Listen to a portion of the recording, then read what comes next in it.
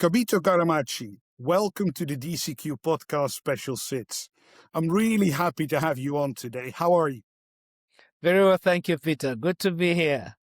Excellent. And from where exactly are you joining us today? I'm joining you from Kampala, and a suburb in Kampala called Kololo. That's where my office is. So Excellent. from my it's office in it's Kampala to in you. the country Uganda, right? Yes, it is in Uganda. If you haven't been to Africa, you're not going to heaven. The Well, safest place in heaven, you have to come to Uganda. and maybe this is interesting because it's already 3 months ago since you and I sort of spoke about this podcast in another country, South Africa, Yes, Cape South Town, Africa, in Africa. And we were both at the African Roundtable that was hosted by the World Bank and INSOL International. And I'm hopeful actually that today we can cover some of the themes that we discussed at that conference, because I think it's it is very sort of on point. But maybe you can start with telling us a little bit about Uganda. Not everybody will be familiar with the country, so maybe we can start there, and maybe can say something about how it was for you to grow up in Uganda, which is obviously the start of your journey into special sits, which is ultimately where we hopefully will also discuss various things today. Yes. So Uganda is an East African country. We sit between Kenya and Congo, the DRC, Democratic Republic of Congo. So if when you're looking at the map, Kenya is on the west side, eastern side, and then on the eastern side, and then Congo on the western side, and then to our north is southern Sudan. Yeah. And then to the south is Tanzania. Now, somewhere southwest, you'll have Rwanda in there. And if you're still struggling to find the country, the biggest water body there is Lake Victoria, and we have a substantial share with that. We share that Lake Victoria, right in the middle, right at the equator. So that lake is shared between Uganda, Kenya, and Tanzania, and a substantial part of that is Ugandan. So that's where we are situated as a country. Our capital is Kampala. And we're a country of about 42 million. We've been posting very fast GDP growth rates, probably the most stable in the region for the last maybe 20, 30 years, growing at about a rate of about 6%. Our population is about 40 million or thereabout. We believe we're a fast-growing country. Despite a lot of the things you hear in the news. Yes, some of the things you probably hear about us are true, but what you haven't probably heard about is, for example, the position of Uganda as a stabilizing force in the Great Lakes region. We have a significant influence, for example, in the stability of DRC. It is from Uganda that the Rwandese Patriotic Front launched its fight and to stabilize Rwanda. We have been great supporters of the Sudanese People's Liberation Army, SPLA, and SPLM, contributed to the liberation of and the creation of the state of Southern Sudan. We have stabilizing forces in Somalia. So that's briefly who we are. Small, tiny country. So you're a landlocked country, but Yes, surrounded by as you said, the various other countries, and you're in the middle of it, right? And historically, I think you were a protectorate of the UK, but became independent in 1962, if I'm right. 62, that's right. Yes. Yeah, that's right. You're using the word landlocked. We're actually land linked. We like to say. Well, because the lake is there too. No, but also, I think when you say landlocked, it's probably you talk about access to the sea. But my frame of mind is that you're locked in. So the infrastructure developments that we're entering into is about opening us up to the entire spectrum of the continent. So, for example, the talk right now in Uganda is about how to build a road between here and the Central African Republic. Because in truth, until such discussions are had, you are landlocked. That's right. Well, actually, and that is very, very interesting that you say that, because landlocked. The phrases you use is also, evidence of the mindset you have, right?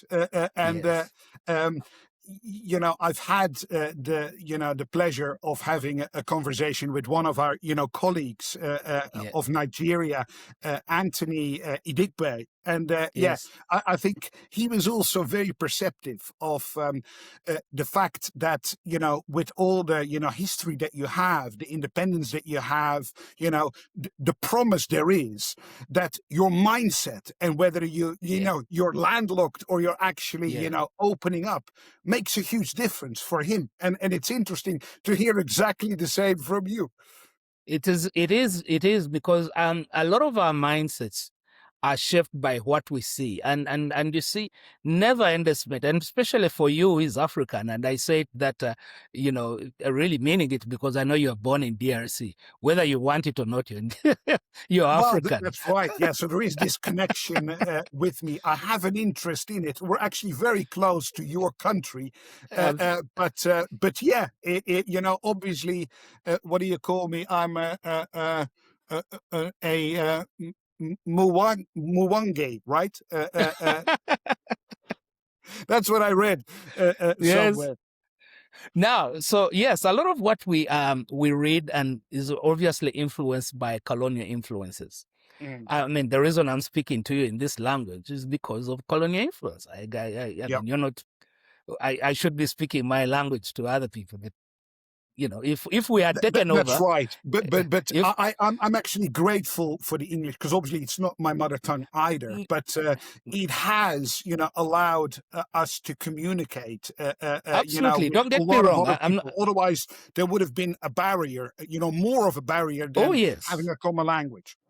The point I make is that if we are the ones who are taken over the United Kingdom, our medium of communication would be my language. Well, yeah, that's right. So so the point I want to make is that a lot of the influences, whether by subject of history and whatever happened, is that we were aligned to certain practices that were brought here by the colonial forces, and so certain perceptions of us and of ourselves are influenced by what we were taught in school, a curriculum set according to the colonial, and really not beyond the colonial forces is what you call the superstructure, the global superstructure, and how the world perceived at the time. That, for example, why is it that Africa produces raw materials for Europe to produce and manufacture and then give them to us? That's because of a certain economic superstructure ahead of us. Now, how we perceive ourselves and how we start changing that is really realizing who we are, because what you may perceive us to be is not necessarily who we are. So we had to be internally looking, find our solutions. Even the countries, as countries and we're becoming independent, for all the things that you hear about Africa and African countries, we are really young nations. We just got independence in the 1960s. So, I mean, you're Dutch. How old is the Dutch kingdom? You see what I mean? So you've had an opportunity to test that British, and go by the way, right? Yeah, over time. I've been now long enough in this country to call me British. Now you're British. Actually, look, Kabiito, I've said it before. My mindset is very much, I'm a citizen of the world.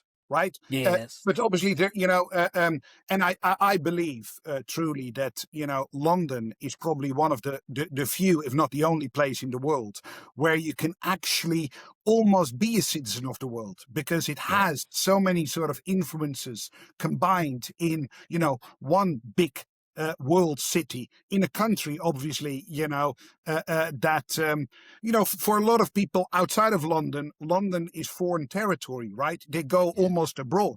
And for me, I feel very much at home in the cosmopolitan sort of environment that London, has. And I guess, that is also ultimately how you and I met, right? We have an interest across the border. We know that there's more than just the country where we grew up. And we also know that, it is important for us to tackle the big problems, in a coordinated manner cross border. And we need to have an open mind, and we need to be able to, communicate with each other, learn from each other, and try not to have, as you say, these prejudiced perceptions without actually listening to, the perception from the other side. I mean, it's and you only learn that, when you've been around for a little bit on this beautiful earth, and that's actually one of the reasons why, I wanted to do these conversations. Is I've been around for a little bit. You've been around for a little bit. We've shared some experiences, but we also have quite different experiences.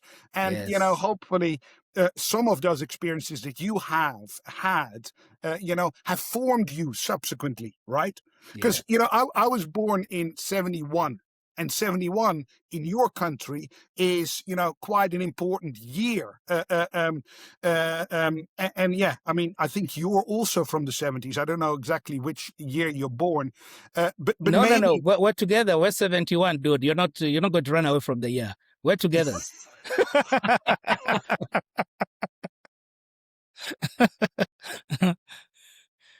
So yeah, maybe Kabiito, let's start there. You were born in in Uganda. You grew up in the 70s and the 80s, like I did. But your situation was slightly different from my situation. Yes. Yeah, and then just to wrap up on the subject earlier, just I mean, this is important. This is a really important and very honorable discussion we're having, and the medium, I respect it, because then we go beyond what we see on TV and social media to just reinforce certain perceptions. So yes, it's true. I was born in 71, like you. A typical 1970 African 1970s kid. When I was born, so we were born actually quite close together, unbeknownst to each other. Unbeknownst to each other. So when I was born, my father was concluding his studies at Columbia Universities.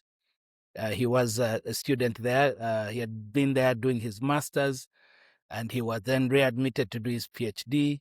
So he was going to defend his thesis, his doctorate thesis. Yep. And so he had been at this. Of course, I'm sure the research on that. So the defense, his survival was going to be a battle. So for him, it was the battle for his ultimate title, the doctorate. So because of that, he called me Karamagi.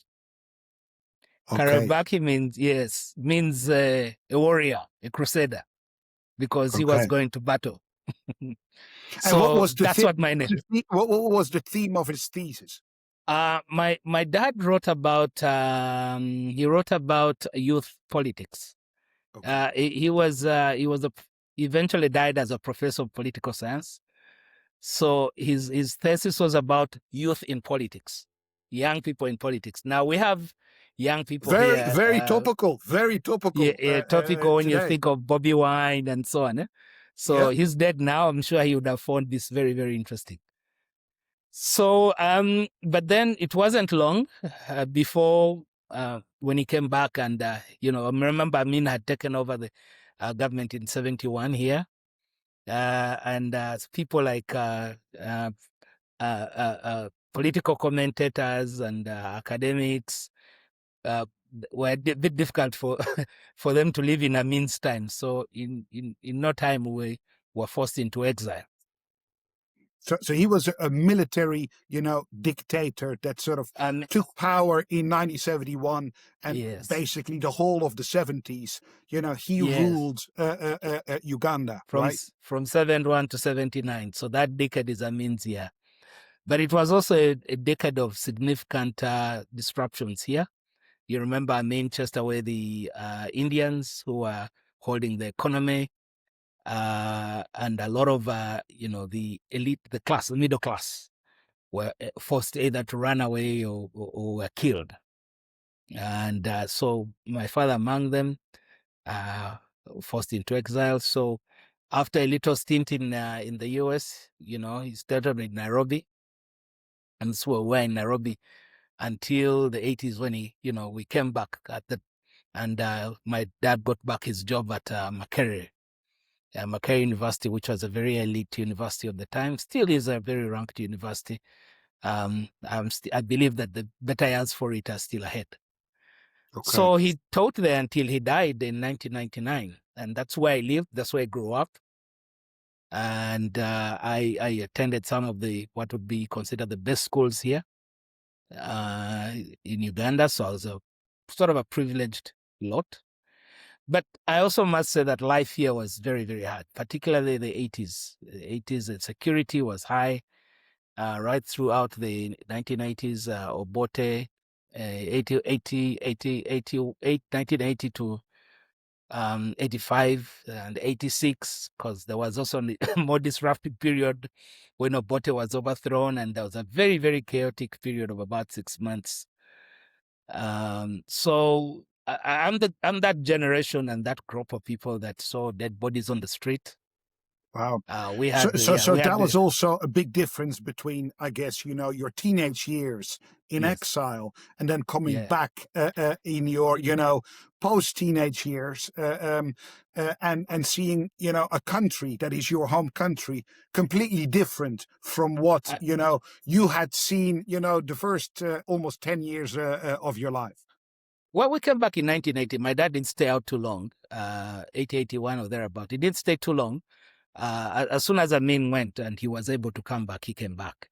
Yep. But there was, the best part of my life as a child was in Nairobi, by far. We had a good estate. We lived in a very good estate, almost exclusive. It's called Spring Valley Avenue. Right, at the mouth of the road leading to our home was a little supermarket, as we call it now. And I could get chocolate from there anytime I wanted. When we were passing and going over, I'd say, "Daddy, get me chocolate." And you just pass by and get chocolate. And then we came back to Uganda, where there was absolute scarcity. There was no sugar, there were no commodities. Now, the last thing you could ask for in any house like that was chocolate.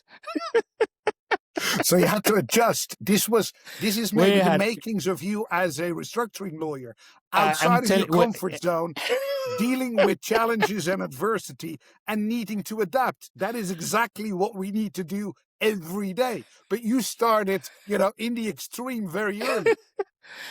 When we came back, my dad got a house. My mom stayed. She still had a house. She stayed in Nairobi. No. What I'm saying is that she had a house in Uganda. Okay. So it was a little house. And so when our things came back, they came by road, obviously, and they packed into this very little house. Literally you had nowhere to pass because the university hadn't allocated us a house yet. And so when it finally was, I can't remember what time frame that was. The truck that was supposed to come and shift our things to the new house did come that day, but we had already taken possession of the other house, and my dad had moved some of the things in the little car that we had. So when it was clear in the night that the truck wasn't coming, so the decision was made. My dad would stay this other side, the new house, with me, and then my mom would keep the house with the things that were still there. So now that night, a truck came and swept everything. They came and stole everything. Guys came and stole everything. Wow. So when the university truck then came the next day, there was nothing to take. Wow. So we in a kind of way, if you talk about restructuring, I mean, talk about going back to zero, because my bike, my toys, my nice clothes, and remember we're in Everything a taken. country, So that everything was sort taken. of, that was the new rules that apply. You just can't Exactly. assume that you're secure in your environment in Nairobi, where security Well, you could wasn't get an issue. anything, All yeah. of a sudden you're back, and you don't keep eyes on your stuff. It's gone. It's gone, and that was it. And I'm telling you, you probably take tea with no sugar because of health reasons, right? But for a Well, kid, yes, that is something that is recommended, especially at our age, right? Keep keep sugar so to a minimum. yes, but as a kid, you can take the sugar, go out and play. It gives you a good high. You can ride around. So here we are with learning how to take tea with no sugar, Yeah. and a couple of days going out without meals. And remember, like I said, my dad was a lecturer at the university with degrees from Ivy League universities. And Yep. so I kept saying, man, dude, Dad, why don't you go back home? Because my mind was the stability over there. And he kept saying, no, this is This home. is your home. This is home. And I Wow. learned it, and I have never left. I mean, there was a time, probably like every young person in Africa, thinking I can go take out greener pastures out there. But ultimately, I made my decision, said, look, my dad brought me back here. He had advantages out there. I didn't see them. Today, I see the advantages of being in Africa. I really, really believe that our future of the world, the future of the world is on this continent. Well, that's look. I don't disagree with you, but I think that Africa, especially in our space, is sort of the continent with the promise that is there, the untapped opportunities in our special sit Yes. space should be there, but the promise and the practice are two different things, right? And Yes. obviously, time needs to pass, and maybe in our conversation, we can actually see what has happened the last 30 years. Have we made progress? Are there more opportunities? I'm sure we'll get to that. But Yeah. maybe, let's stick to the beginning. You've been in Nairobi, you come to Kampala back in Uganda. You're in secondary school at that point in time, I assume. And then how, when, and why did you decide to, pursue a career in law? And then obviously law brought you into the special sit space. Was that something that your parents were very sort of influential? Was it somebody else? Do you have a family where there are other lawyers? How does that come about? Or was it your own decision? I'll tell you the story, and you'll tell me what you see.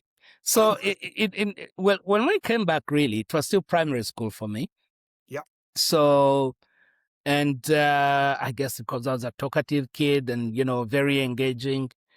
And remember, I come from a very political home. My dad was some kind of political activist in his own right. He was a student leader and a strategist. So there were debates at home with people of all kinds, ministers and generals and opposition leaders and politicians. So I sat through some of those things. Okay. So and I learned to articulate some of the things fairly early. So at school, out there, and so everyone started kind of saying, you're going to be a politician like your dad. Oh, but you sound like a lawyer. And And was the language English, or was it it's one of English. the many other languages that you have in It's the it's it's English. It was in English. English? Board of instruction is English. Yes. Okay. So and that's what really when I got down to write an essay in primary school about what I would be in future, that's what I wrote about. I said, well, and then I got to learn they're called land friends. I said, oh, okay. I think that sounds cool. I'm going to be land and a land friend. So I wrote that. But later on in my secondary school, I thought I'd be a journalist. That's because I had, I was very, very good at writing. So I wrote my stories, and I was taken up by particularly investigation writing and, journalism. And I thought, this is what I want to be. Okay. So but then, did you have like examples of journalists in your family, or yes, was it just well, yeah? Okay. My mother was a journalist, was a radio reporter. Oh wow! So, but I wanted to have a newspaper. I was thinking of writing and having my own newspaper. So that's long Okay. before there were private newspapers. Yeah, I think there was a paper called Weekly Topic, owned by some ministers. But I thought there was a gap, a need for an independent private paper that could check on government and write about corruption. I was becoming that perceptive. And that was the stories that you're pursuing, like that I wanted is to there do. Yes, corruption in politics? Exact. Yes. Okay. Yes. Right. Undercover writing. Yes. So I was already taken up by that. That's a very dangerous profession, I would assume, because people don't like to be, exposed. I assume. I don't know whether I understood that danger at that time, but if you think that was it, then I decided that I should join the army. Oh. So yes, I took an interest, and around what happened around that time, 1988, my father became a full professor. So, and it was a big deal for him. He had arrived. He was, getting an academic crown, and he celebrated it. And I think up to that point, I was thinking, oh, how can I ever be better than that? Unless I become a teacher at the university and I become a vice chancellor or chancellor. What's that? What? I said, what? Maybe if I become a soldier. And wow. Get some rank. So actually, you were looking at, my dad has achieved this. Yeah. Now, but do you have brothers and sisters? Are you the? I have one. I have one brother and one sister. Yes. But the brother is younger than you. He's younger than me. Yes. All right. He's younger than me. So you thought, okay, my dad has achieved this. Now I need to, at least do better. But how can I do better? Yeah. If I became an academic, the most I'd be is him.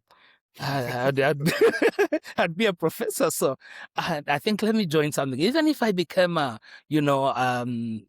private or something, that's different. And I have a uniform, I have a gun, and I have a right. But there's no chance. Even I can't be.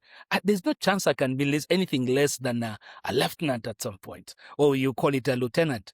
So I thought, no, I'm going to do that. So I flirted with that idea for a very long time. And it actually affected. Can we pause there for a second, because it's interesting. Because in the 80s, I remember, in the Netherlands where I grew up, that basically, the reputation of the army and the military was such that you should avoid it at all costs, because it's a waste of time. There was still, mandatory, subscription you needed to go, right? And people like, oh, you're going to lose, 2 years of studies that you could have done or something else. And, I don't know. Nobody actually sort of actively said to me, you shouldn't, you're prohibited from joining the military. But, the talk was very much, really, you shouldn't do that. And in the end, sort of, I didn't do it. Looking back at it now, and sort of, what a world the army and the military can provide, what they're busy with and what have you. I don't know. I may actually have enjoyed it if I had done it. And actually, one of my sons is now sort of applying to go to the military. It is, it's a different world. But for you, you were in a country that was, had a lot of upheaval with the military involved. Do you actually want to be there? And there was a war going on. There was a war going on at the time. Yeah. in the north. If you go there, you go in harm's way, right? Again, is that something that, you thought was something you wanted to do? I think, those were the rebellious years of my life. So I'm just thinking, look, I'm just going to join the army. And we had this guy, like I said, there was a war in the north. You might have heard of Konya and the Lord's Resistance Army. And yeah, and committing all these manner of atrocities. I'm not too sure whether I would have survived the first shot, but that's what I wanted to do. I'm thinking, look, somebody has got to kill this guy or something, and I don't know, I still baby romanticize war. It's fun. I want to kill somebody. I guess that's when you're young, sort of Yeah. sometimes what you don't know actually sort of Yeah. doesn't hurt you, right? Because Yeah, you don't exactly. assess the Yeah. risks.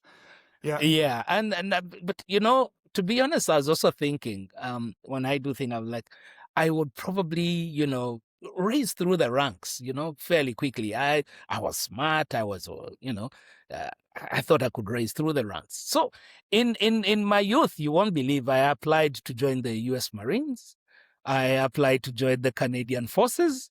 Of course, it's Wow. only the Canadian Forces who got back to me and said, sorry, you have to be a Canadian citizen. And I started thinking, so how do I become a Canadian citizen? Wow. So this was So, serious. I mean, you looked into it, yes, Kabiito. I It was, wasn't. yes, I did. Oh, wow. I did look into it. And then, and it was affecting my academics because I'm thinking, I don't want to be a professor. It's not going unified. I better join now. And so, my father, relatives kept telling me, hang in there, kind of pushed me up. So, and by the time I finished high school, now I thought I can join, let me go.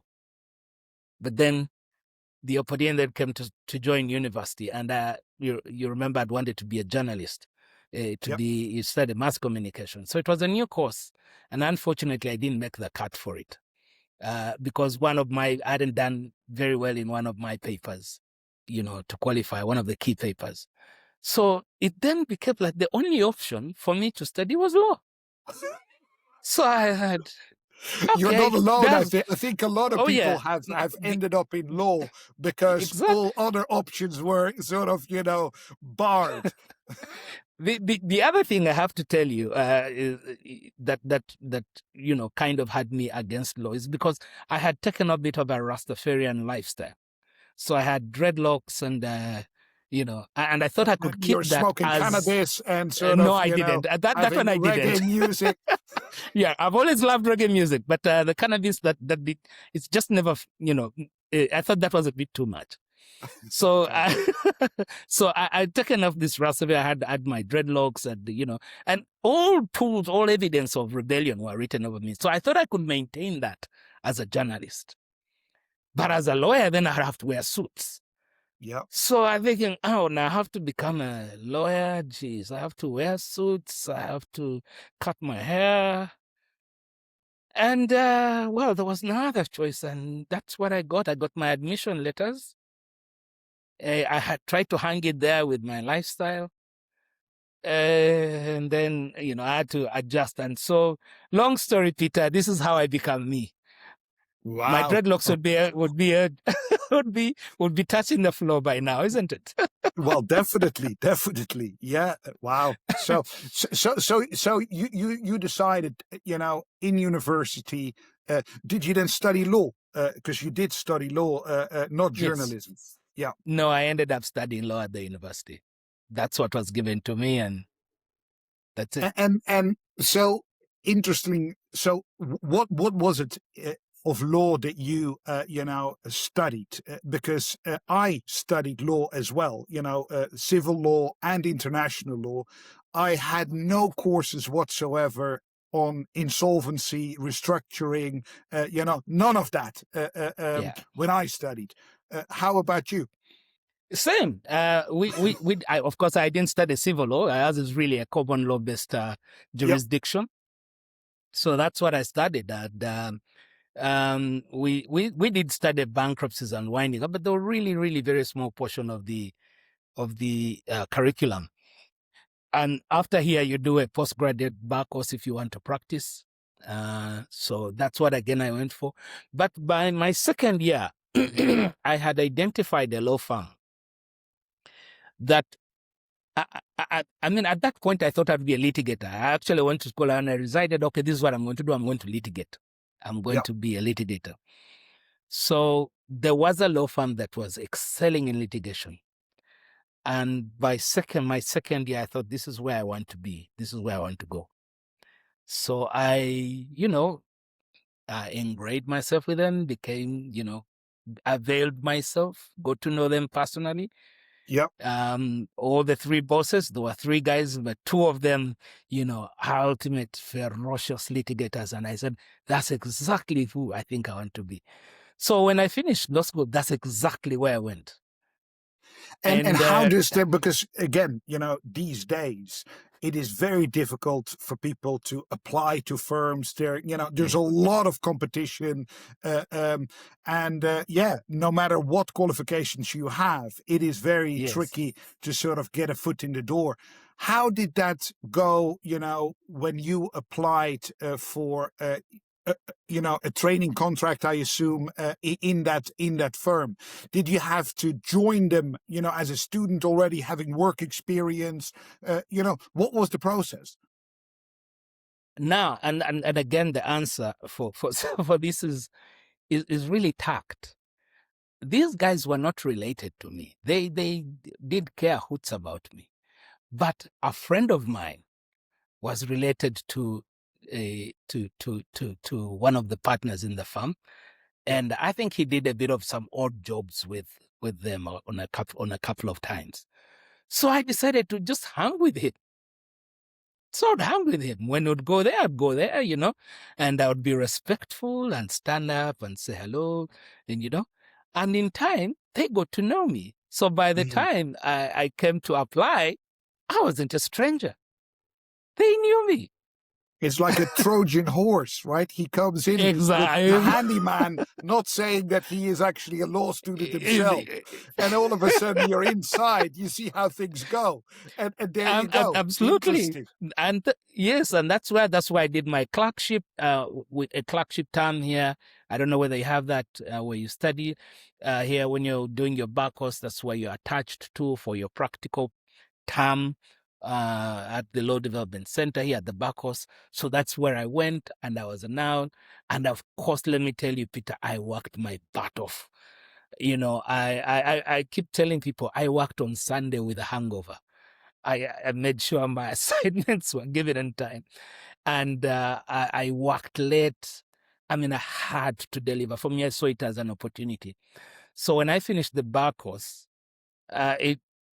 it was very, very, very difficult for them to say no to my application, because and how many lawyers did they have? There were 3 founding partners in the firm. Yes. And did they have juniors and mid-level associates? Yes. So what kind of size of firm is this?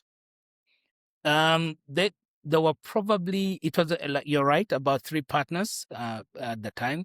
There were probably two seniors at the time, and maybe about 3 or 4 down below. Now, I have to give you some context that at the time, law firms in Uganda were not as specialized. They were not as capitalized. But this was certainly one of the better. It was young. They were younger. They were growing, the trajectory, and they were more adventurous and more, bolder. They were bolder. So they were trailblazers in themselves with their law firm. They would be trailblazers today. So they were the trailblazers at the time.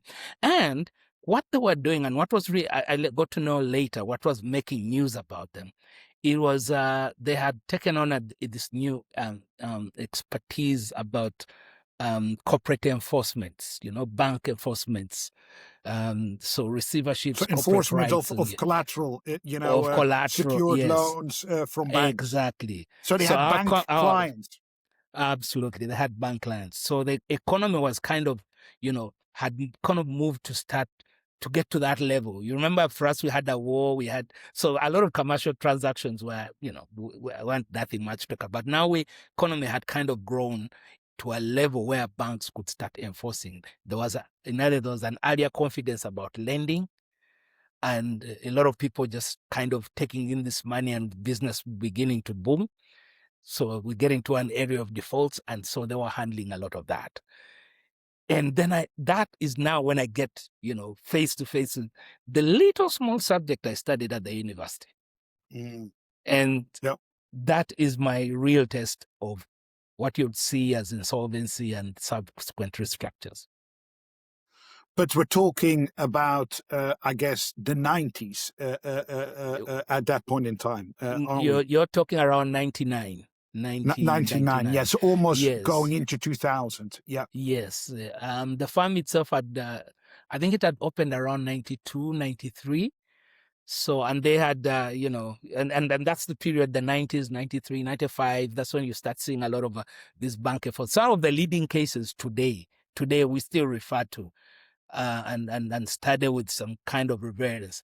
They're the ones that read those cases and argued them in the, right. And so that was, so since the independence of Uganda, was there already, previously a law community in Uganda, or has post independence sort of a new legal generation stepped up with starting firms and sort of, how did that go about? Because it's a young country.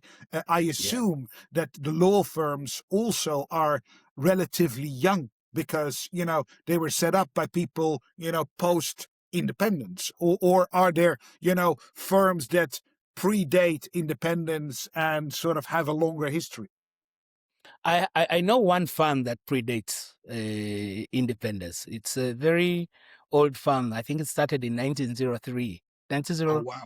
Yeah, 1903. It's a very respected law firm. I mean, that's the only one I know of. And it's continued. But it's a young profession, more or less, because yes, of, the profession itself is, yes, it's very young. After independence, there were probably accountable law firms here. Like I said, countable, probably at the fingertips. That's it. But it's really after, when the current regime comes into power, and then it pursues maybe to take you back, first right of the 1970s, that's a time of everyone is fleeing. Where if you're a lawyer and and you're not working for a government like a repressive government, you're certainly going to have to run. Absolutely. So or you're no going to law keep your firms head low. available then. Yeah, exactly. Yeah. So you. And then the 80s. So now remember that also the economy dunks because everyone is taking out money. The 80s, early 80s, that's a war. There's a war going on. The country is insecure, and so you don't have much growth there. You start around maybe 86. You don't see much until about maybe 89. And the reason is because the government at the time, this government in 1989, 1990, starts adopting a liberalization policy. So sales of state assets and encourages foreign investments. And so it becomes some sort of destination for tourism, for investors. Now you have a need for more services, legal services at that point. Now, that's when then you start seeing, law firms begin. So now our profession really, when you start seeing the trajectory of growth, you're talking about 92, 91, 92. That's when so the firm that you joined were indeed, from that sort of wave, they were the first ones to start their law firm when things are looking a little bit better. Are looking up, yes. But so to say, there are certain other law firms, like I said. I think I know one that started in around 1980, very, very predominant law firm here. Is another, and probably two others started around 1960 something, 63, 64. They're there. So, but like I said, those are countable. During the bad times, I think they held their heads down. But the boom that you see they're small, is around right? They're small law firms. They're like, not more than 10 people. Or at the time, yes. Yeah, exactly. But now you have law firms with 50 lawyers, and by 50 lawyers, that's big. For our economy, that's big. Because I mean, we've seen in the Netherlands there and in the UK, in various jurisdictions, 80s and 90s were the time that there were mergers and things are getting bigger. But I guess just to have the context right, you joined a firm that started early 90s, and by the end of 1990, 2000, you're doing your first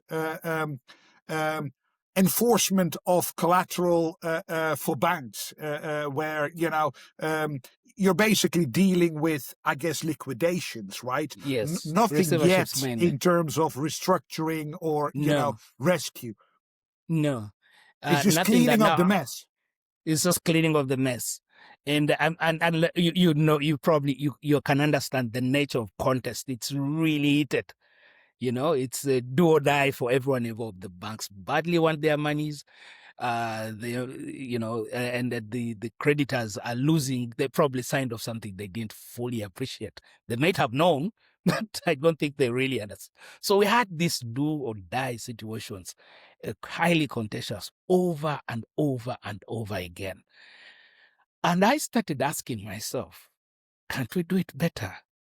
Can't we do it better? And so I started pushing back on the financial institutions. I started pushing back my bosses, and I thought we can do this better. We can tamper. And so I was given one assignment, kind of just a little, born out of the out of the butcher shop. You hang on to that and let's see you do it. And when I handled that, it's amazing. It was a simple sum of money, but the manner of approach, the discussions that we had, ensured that we had 100% recovery, and restored the company and gave it back to its owner. So, and for me, an that's when the early bosses sat rescue of down. a company, right? Sort of to speak, yes, it was an enforcement, but it's not one that was meant to kill the company. We sat down with the owner and he told us, he then, allowed himself to be, we created a safe space for him to discuss his problems. And so he became vulnerable and, then turned to us and said, okay, so what, you recover this, so what can you do for me? We said, well, that's interesting. If our intervention is to work, you do ABCD, we will tell our clients to do ABCD, and that sort of thing. And I think we did this in about 6 months, we had recovered the bank's money, and the man was actually asking us to hang around a little more. And I think we did a month or two. We were well paid. And that's, I think, when my bosses sat up and said, oh, this is interesting. How did you do it? Because remember, it was a small one. It wasn't something they were really looking at. And but Kabiito, what was the key to that? What was it that you were able to assess that actually there was viability in the company, but you needed to give it more time to actually, generate money, as opposed to blinders on, you're not paying, I need to get the money back, and I'm not listening to anything else. Maybe then I'm going to give you the story so that you can see. Yes, please. And for Africans, I'll tell you the stories can be very interesting. So this company, the owner was Muslim, so he had quite a bit of a large family, but he had left this business to his son, whose mother was, I think, the youngest of the wives. But true to African culture, somehow the rest of the family had gotten involved and cut out one piece or another. So an uncle was doing that and an auntie. So he was the youngest son. He didn't have visibility. He couldn't control the family. So, and unfortunately for him, the transaction that had led to the indebtedness was caused by one of the uncles in the names of the company. So when we had a one-on-one with him, he explained this situation, said, I really have no control. So we're like, what do you really want? Do you want your company? Do you want to, do you want it? Do you want to manage it in the manner that your father probably envisioned? Said, yes. Said, then allow us to do this. We'll get rid of everybody else. We'll streamline the company and the revenue so that it comes to one basket, which is yours. I asked him, he said, do you think you can actually do that? I said, yes. Just give us time. I said, just work with us. He said, fine, I trust you. And so he called a meeting of all the family members involved in the business and simply said, look, these guys have come to collect their money, which you all know we lost. And so we stood there on our rights and told everybody, clear up, we're in charge. And so we streamlined the business, brought in the money. He had visibility every day. And that's why when I said at the end, when we were able to recover the money, And he says, I'm not yet secure because I know what they're planning. So we brought him value. We gave back his business. He was able to assert control and keep the rest of the privilege. The business still thrives today. So our lessons there, for me, the lesson, which I thought was the right approach, have a heart-to-heart meeting with the debtor.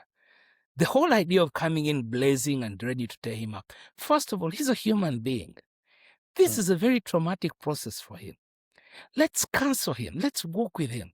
And that, for me, at that point, has always been my starting point. Have a one-on-one with the borrower. Counsel him. You owe it to him. And have him be part of the solution. Remember, this is his problem. This is his business. This is his very business. He understands it better. Kabiito, because obviously, you're the counsel of the lender, and you're acting as the, almost also the trusted advisor of the debtor, but obviously with in mind the interests of the lender, and you're almost mediating between the two.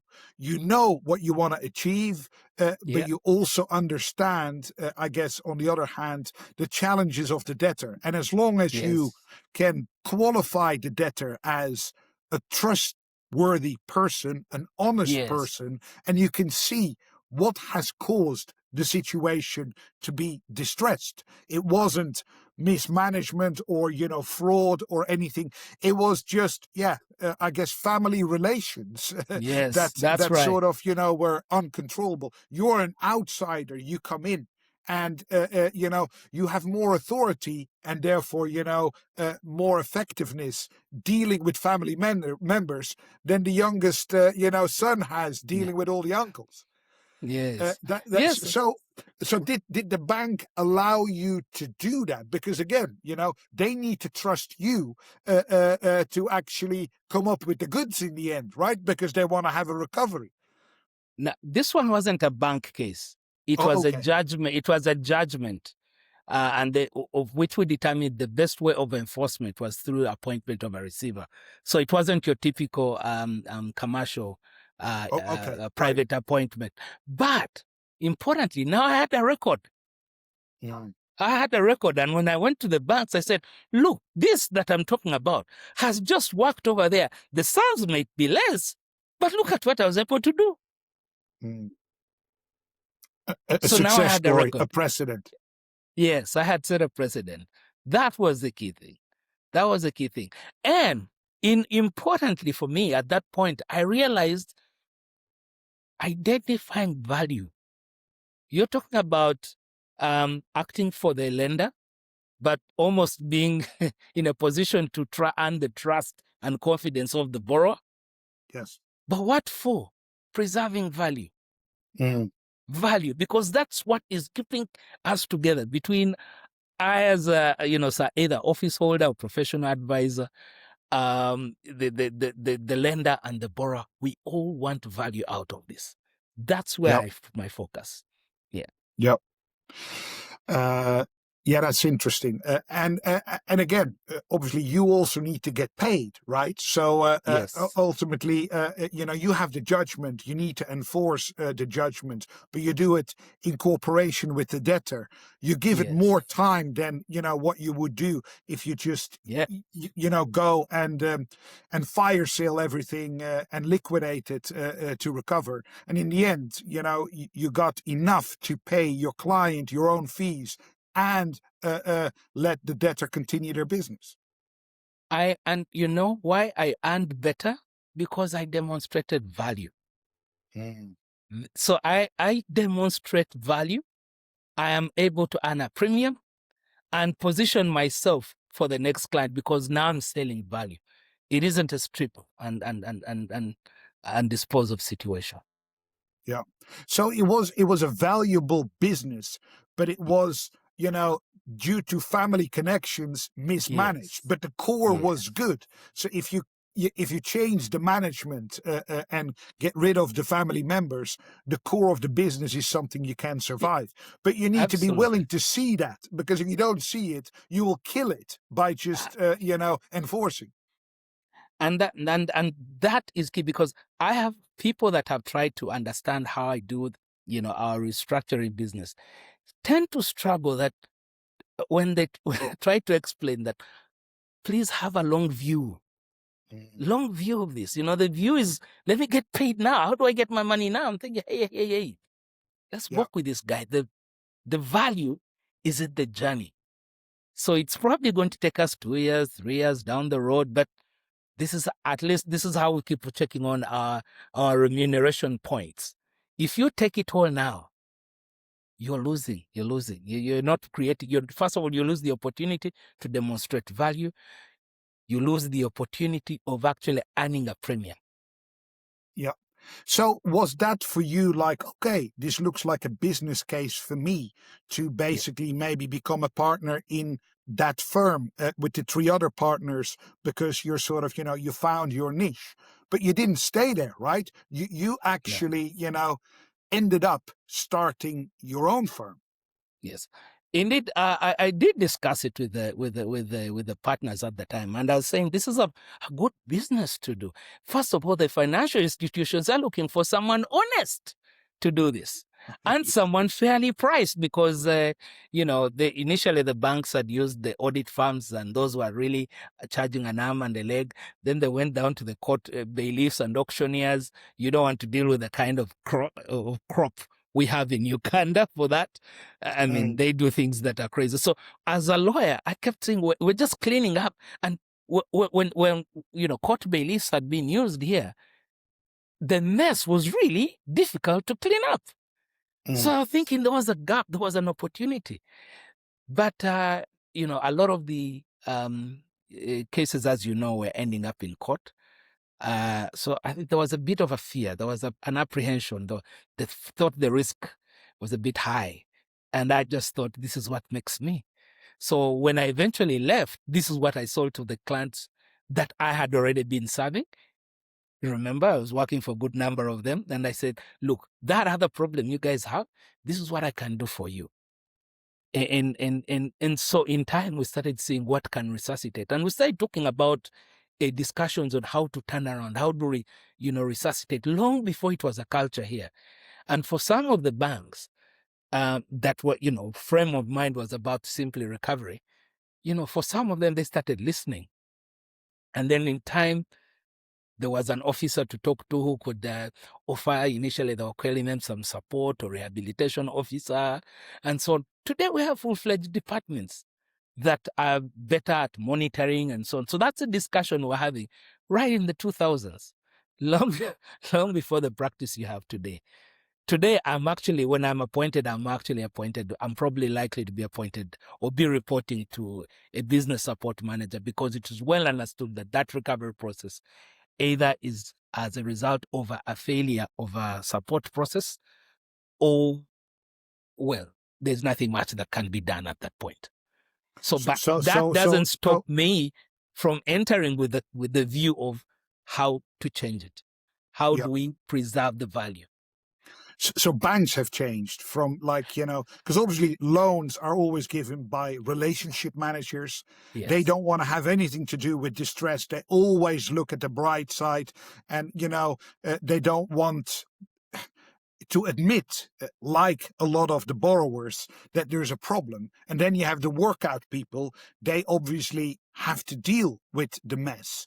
But usually the mess is created because way too long people have not actually, admitted to themselves that there is a problem. There's always been denial, or, just fanciful thinking.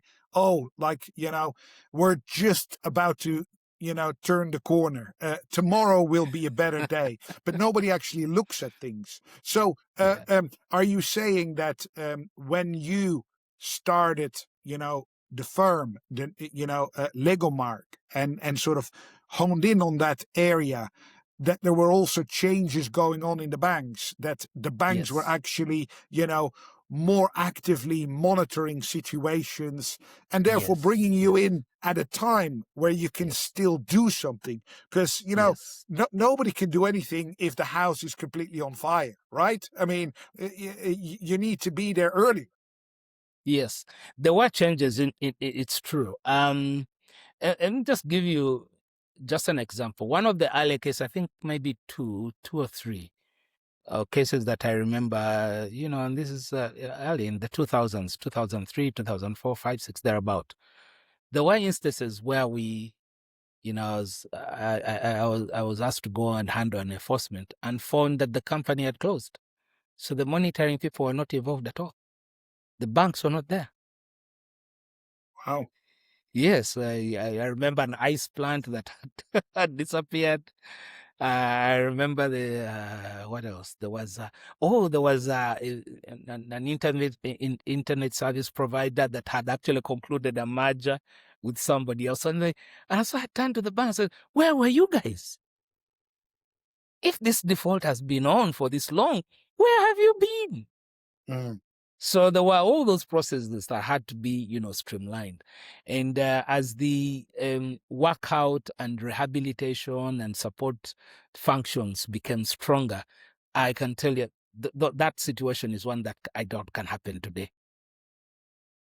Obviously things have have developed. Obviously our area has developed with tools and what have you, and we'll get there. Yes. But maybe the point in your career where you think, okay, I've had a good number of years of practice in a firm that was one of the trailblazers in Kampala and in Uganda in the 90s, but your business proposition is not the proposition that they actually believe in. It's too risky.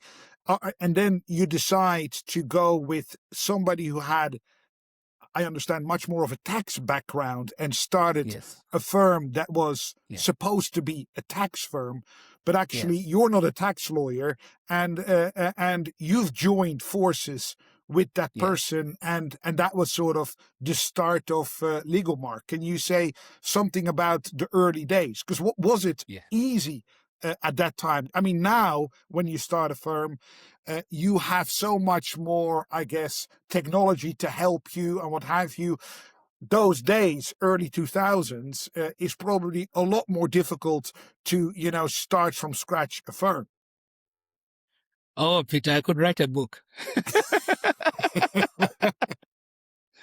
So, Ruth and I had worked together at the firm that employed me first, and we had made a very, very good team, and we had become formidable as a pair, and we were heralded as the future. So Ruth had taken a break a little earlier, come to the UK and studied masters in international taxation, and had a taste of things that are now very fanciful, like transfer pricing. So she comes back, and we start working together. And then one day she tells me, I've got an offer to go elsewhere, and I'm thinking that can't be. So she goes and talks to the bosses, and then they let her go, and then they call me in and say we can't match the offer, and so. But in my heart of hearts, I knew she didn't want to go. That she didn't want to join that. It's one of the big four. She went to one of the big four, right? One of the big accountancy firms. Yeah. Yes, and she was their tax manager, but I knew she wasn't meant to go. So at that point, I started questioning myself, and I said, "Wait a minute, who lets half the future go?" Yeah. And true to my suspicions, in 6 months, she called me and said, "I'm starting a law firm." And I've got an office and something. And so then we started, talking about it. So she had hoped to start it as a tax boutique. And so when we, start our discussions about joining, I joined about a year later. And remember, I had now made a bit of a name in the restructuring business. And so, now we went to the to the clients that I was serving, and they start giving us work. Mm. And that was primarily banks at that point in time. Yes, primarily financial institutions. And but also at the time, we're not really getting any instructions, any tax work. So that's how we become the restructuring firm that we are, because that business what grew and then became like the sort of the face of our practice. So, but there are things I have to tell you, Peter. 2004, 2005 was a very, very difficult time here. First of all, the whole challenge of starting a new business, you have to grow organically. Ruth and I had been teachers at the Law Development Center, so we decided we will not be teaching anymore, so to concentrate on this business. So that's talked about a very diminished income position for us as as individuals. Now you're all in the firm, and now we are all it's make in. or break. You need to absolutely. You need to generate some money somewhere, or Now, 2005 and 2006, two things really happened that really shook us here. Number one, there was a major drought that year, around 2005, 2006. So the water levels of Lake Victoria and the rivers fell, and the dams were not able to, generate enough electricity. Yep. So then that meant we didn't have power in the offices, so I couldn't communicate by email. It's simple, something as simple as that. This is before the BlackBerry. This is before because BlackBerry is sort of early. I remember. So to send you an email, I needed. Yep. Yeah, I need to send you. I needed before Wi-Fi was Wi-Fi as everywhere it is today. So now we're trying to promise clients heaven and earth, but we can't communicate with them because we don't have electricity. Wow. The second one is a little more interesting. There was an opposition leader here, a very prominent one, Dr. Besigye, Kizza Besigye. He had run in 2001 and gone into exile. And guess what? In 2005, he decides to return. And he decides to return. I guess the government did not expect that. So he came to a very, very riotous support. And that meant the state had to counter that. And so right outside our office were regular fights and riots, tear gas. So there were days we didn't work. You couldn't actually go into your own office. Our roads, some of our roads are dual carriage, Having roads, maybe 2-lane, and, the other side is 2-lane with an island in the middle. But the one instances one would drive and then suddenly you find yourself, this one road, one way, which is supposed to be a two-way. It's one way because everyone is fleeing on foot, on bike, and on motorized truck. So that is the situation we had to deal with in that year. Then we had a very serious electoral law here that provided for elections for the president on one day, that's a public holiday. Elections for parliamentarians on another day, another public holiday. Elections for youth, I don't know what, that's another day. So we had suddenly so many public holidays. To you, Peter, if you were a client, you'd never, ever take me serious. So no electricity. I can't get into the office. There's public holiday. It's like, how am I supposed to actually run a look? How can this be my year one? I didn't factor in it. I didn't expect a drought. I didn't think this guy would stand. I didn't expect a law that would do all these things to me. And then, these public holidays are, in addition to all the others that we already have, which are many in number, Women's Day, Labor Day, and so on. So we really felt like our backs on the wall. And the lesson there was just to persevere. We had to live through another day. I have a very old Mercedes-Benz, which I had bought around that time. Very old, 1986 model. It's the one I used to drive around.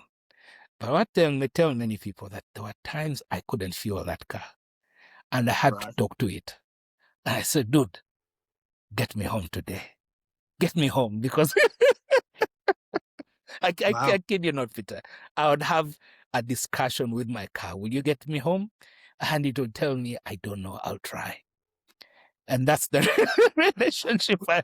So to me, I mean, look, I've most of my practice up till 2018, I've been always part of large law firms. And when I started, DCQ, obviously in a different time that you started Ligomarc, and obviously in a different environment, it taught me a lot of, I guess, basic things about, being an entrepreneur, actually running a business, because you can easily, in a larger institution, just be focused on your own practice and your own team in a larger, but all the other stuff is all taken care of, right? Yeah. And you shouldn't worry about it. But if you're dealing with financial distress, and it depends, you have large financial distress and smaller financial distress, but there are challenges that need to be overcome. Actually, you having had the experience yourself, skin in the game with your own firm to actually, does that help you become a better, I guess, counselor for your clients because you've experienced that yourself? Do you think that actually, that is a feature for, somebody in special sit space to, actually do well and have longevity? Yes, I think it does. When I sit down with people in distress, I must be able to relate. Where is this man or where is this person emotionally? I'll give you an example. I handled a case here, a large tea estate, tea business. And the proprietor is an old man, his kids were away, so him and his wife were running this. And it used to be a big name, and somehow over the years it had taken a bit of a dip. So when the banker forces typical, I reach out to him and, start talking. He's a bit of a stubborn old man. But we are able to, establish some middle ground. And we agree on particular timelines. I draw for him a business resuscitation plan and so on. But he does show his commitment to recapitalize and so on. But the timelines aren't working. And so I extend and extend. This is no man, 70-something, 70s, And I keep extending and cutting in some slack, and I'm trying to hold back on the client and say, look, hey, client, I'm managing. Just give me time. Allow me. We're going to do this. And, but I could see the man in clear distress. I'm thinking, this guy shouldn't die on me. I wouldn't live with myself. So and I would meet with him and his wife and his lawyer, incidentally, and I would counsel them. And I'd tell them, look, guys, we need to adhere to the timelines because I'm making commitments to, or at least implement this and the other. So one time, I thought I'd given them enough rope, and so I advertised. I tell them, look, guys, I have to advertise. This thing, there's got to be some sort of movement. And this time the guy says, I'm going to deliver within this time frame. And on the day, the night before the sale, because I'm thinking, okay, I put this advert out just to add a bit of pressure, but it does look like I'll have to sell because this is the deadline. Because after all, you've not even implemented, the resuscitation plan that I've given you under the cover of the protection of the receivership against enforcements. Yep. So the night before, he calls me and tells me, Mr. Karamagi, I have news for you. My son is dead. He died in the UK. And I'm thinking, old man, don't go down there, man. You can't be doing this sort of thing. You can't lie to me, man. And the next day, just before I open up the bids, I'm taking one last look at the newspapers in the morning, and there's this huge notice. And I say, there's no way I can do this. My heart, spirit couldn't do that. So I cancel the bid sale and I tell the banks, this is off. And of course, how banks work. They are booked in the money. They have accounted it for as a recovery for the month. Yep. And everyone is mad. And I said, hell no. If you want, you come and take your file. But they could also see it was. I guess they stood about in admiration for the decision I'd made. So some humanity is required as well. Yeah. Especially, I guess, in in rescue situations? In rescue I mean, situations, these are people. Because when I met this man after, and he's now come to formally deliver. I mean, you can imagine he's grieving, but he has taken time to deliver a letter to tell me he has lost his son. And he's asking me, what next? I said, old man, go and grieve. And a month later, the bank is asking me, so what next? I said, so wait. The old man is grieving. Long story short, we made a full recovery. He implemented the plan. He's a good business today. We would have killed it. Yeah. If I just stripped it. So if we maybe zoom out a little bit, and one of the things that we've discussed at great length in the Africa Roundtable is to look at why is it that it takes time and it's difficult in the African continent and the various African jurisdictions to go from liquidation to restructuring and rescue. What is it that you actually need in order to, make that turnaround? Is it better judges? Is it better laws? Is it, there's a lot of things that you can sort of come up with. But I think one of the things that, in my experience is almost of paramount importance is what is the mentality in the country, culturally and otherwise, towards, I guess, financial distress. If you still very much, criminalize everything relating to financial distress, it is going to be very, very difficult for people to, admit that there is a problem. And you're going to almost create a situation where, denial is the only way to survive. And if you then have, huge punishments of people that do come forward and, can't actually fully repay, their debts, then, well, again, you're sort of incentivizing people to abandon things and just, go underground, but they still need to work and live, and they'll use other people. And you get like, a shadow economy on top of your normal economy. The rules are not clear. You don't know with whom you're dealing. And you sort of, you go from bad to worse.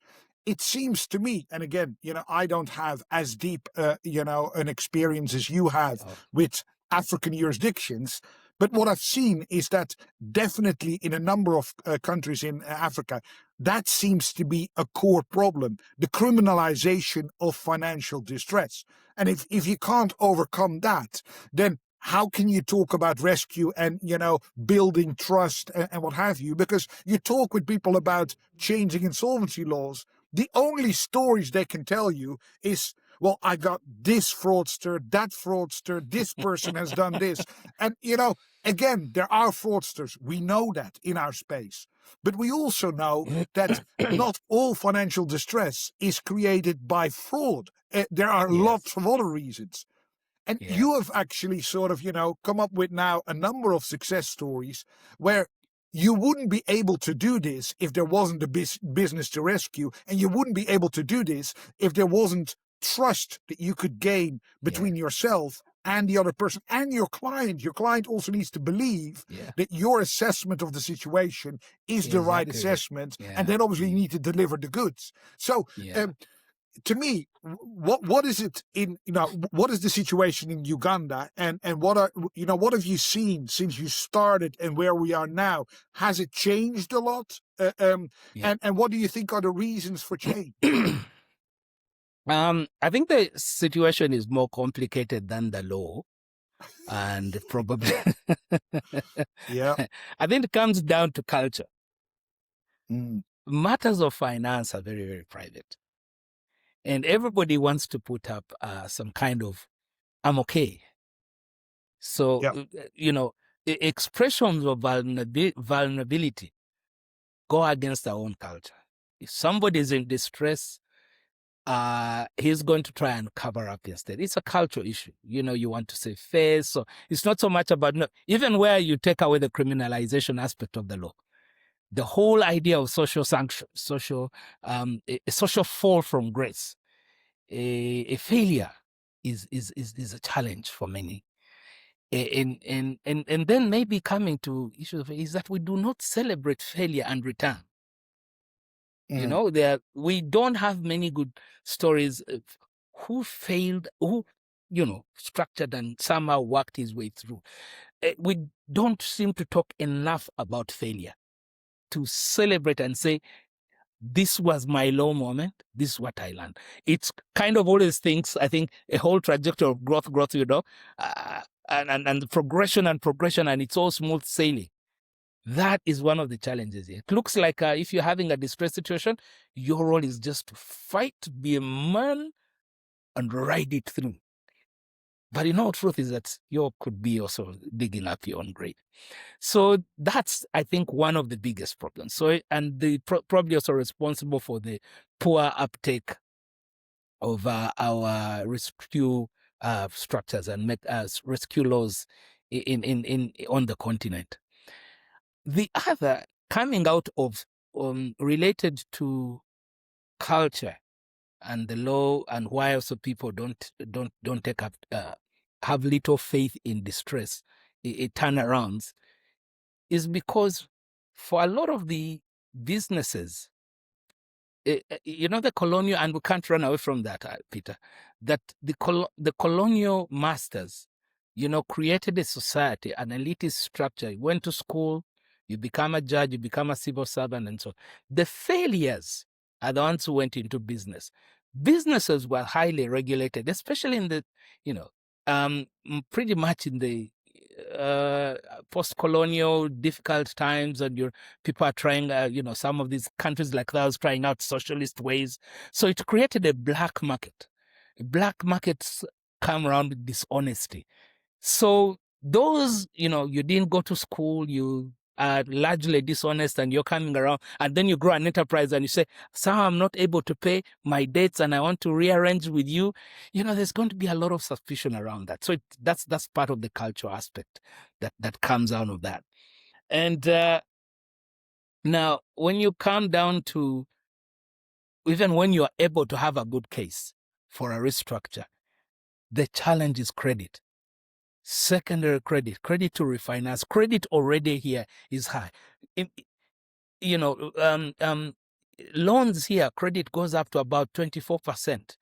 Would you believe that? Okay. 24%. So yeah, that is That's already exorbitant, you know, cost for yeah. you know, distress situation. I mean, look, but again, is it because one of the big changes that I've seen, you know, in my career is the change of, you know, banks being the primary players in a restructuring, and that has changed to, I guess, distressed investment funds becoming, Yes. you know, the main players. And why is that possible? Because there was a secondary market that actually, you know, was created. So somebody can actually, you know, take the original lender out at a discount. Yes. So they are, you know, they're exiting. That is off their books. They don't need to worry about it.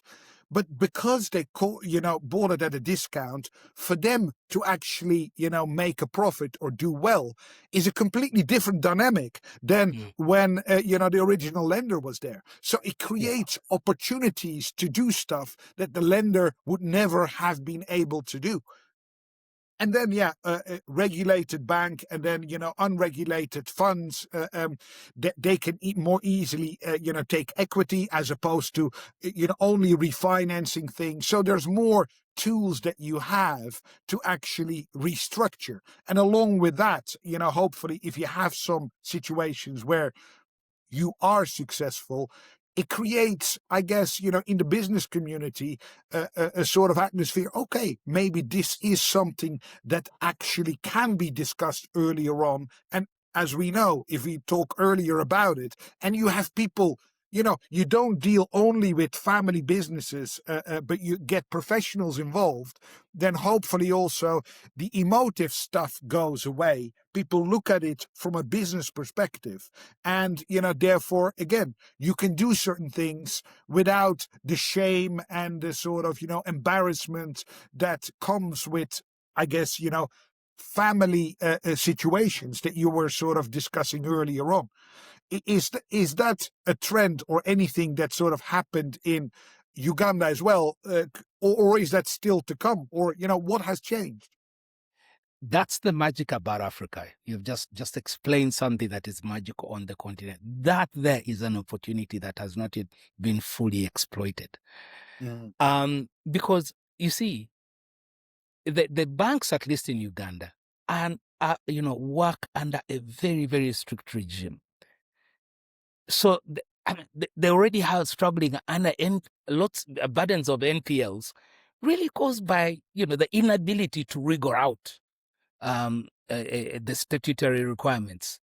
So the opportunity is for those that will capital to come into the continent and actually invest in distressed assets, but importantly, partner with the local professionals, because we have our own unique business practices here and our own cultures.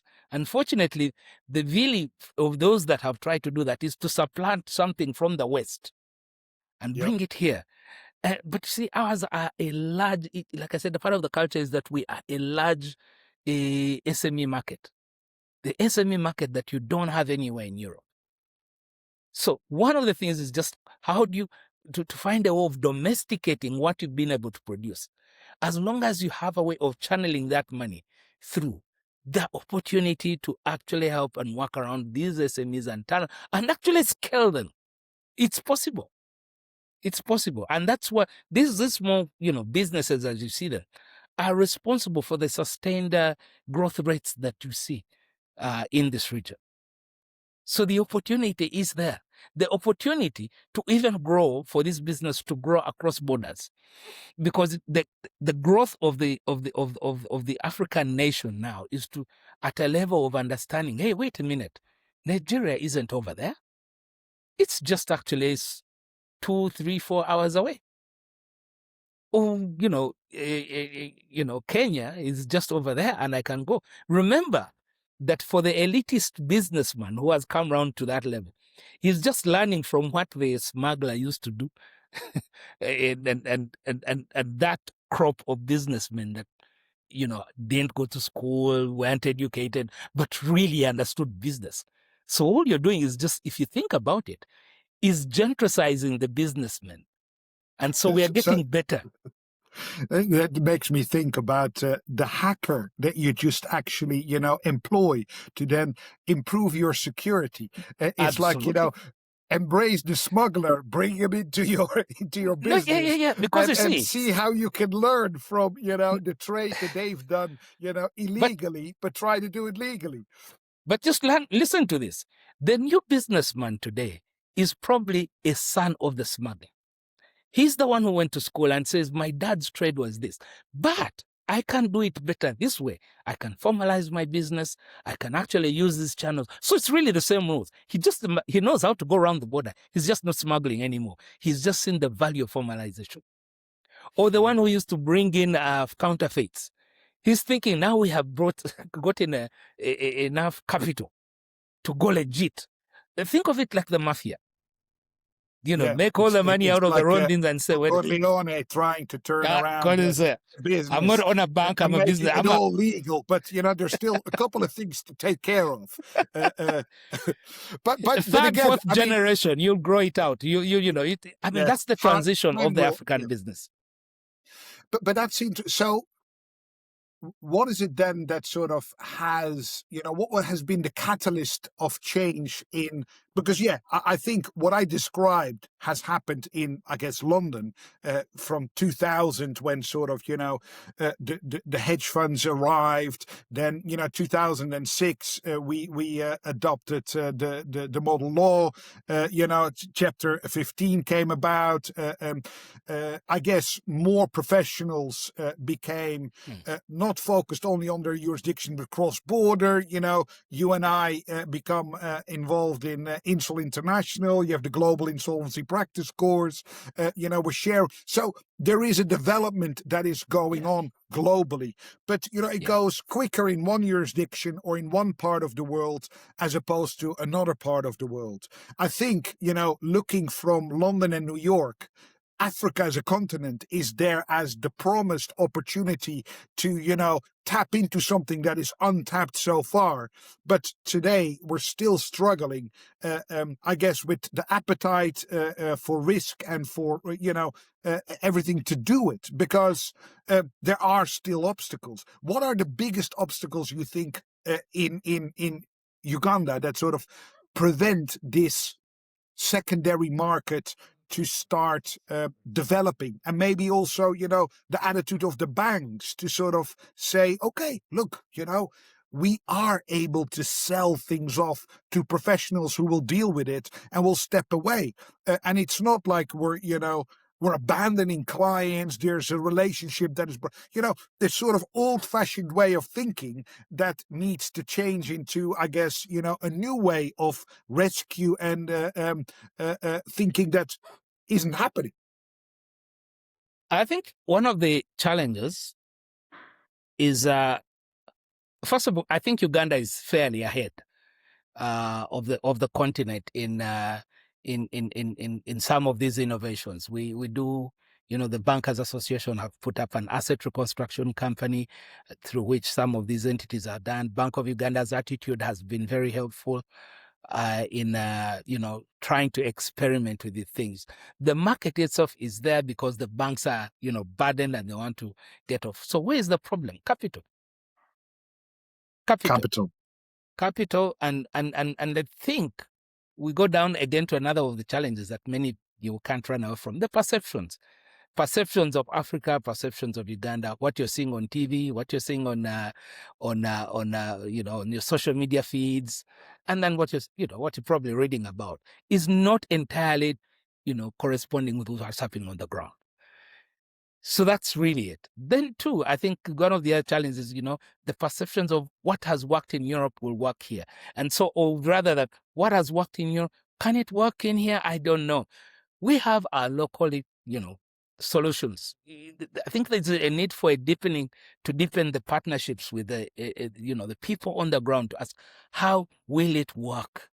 And really listen to them, because we're the ones on the ground, and we will tell you. So I think one of this is to say, you want your money protected, this is how it's done, and take it out from the prism of looking at this from the the laws and practices in the West. That's what has got to be done here. So that meeting of the mind somewhere is what has got to be done.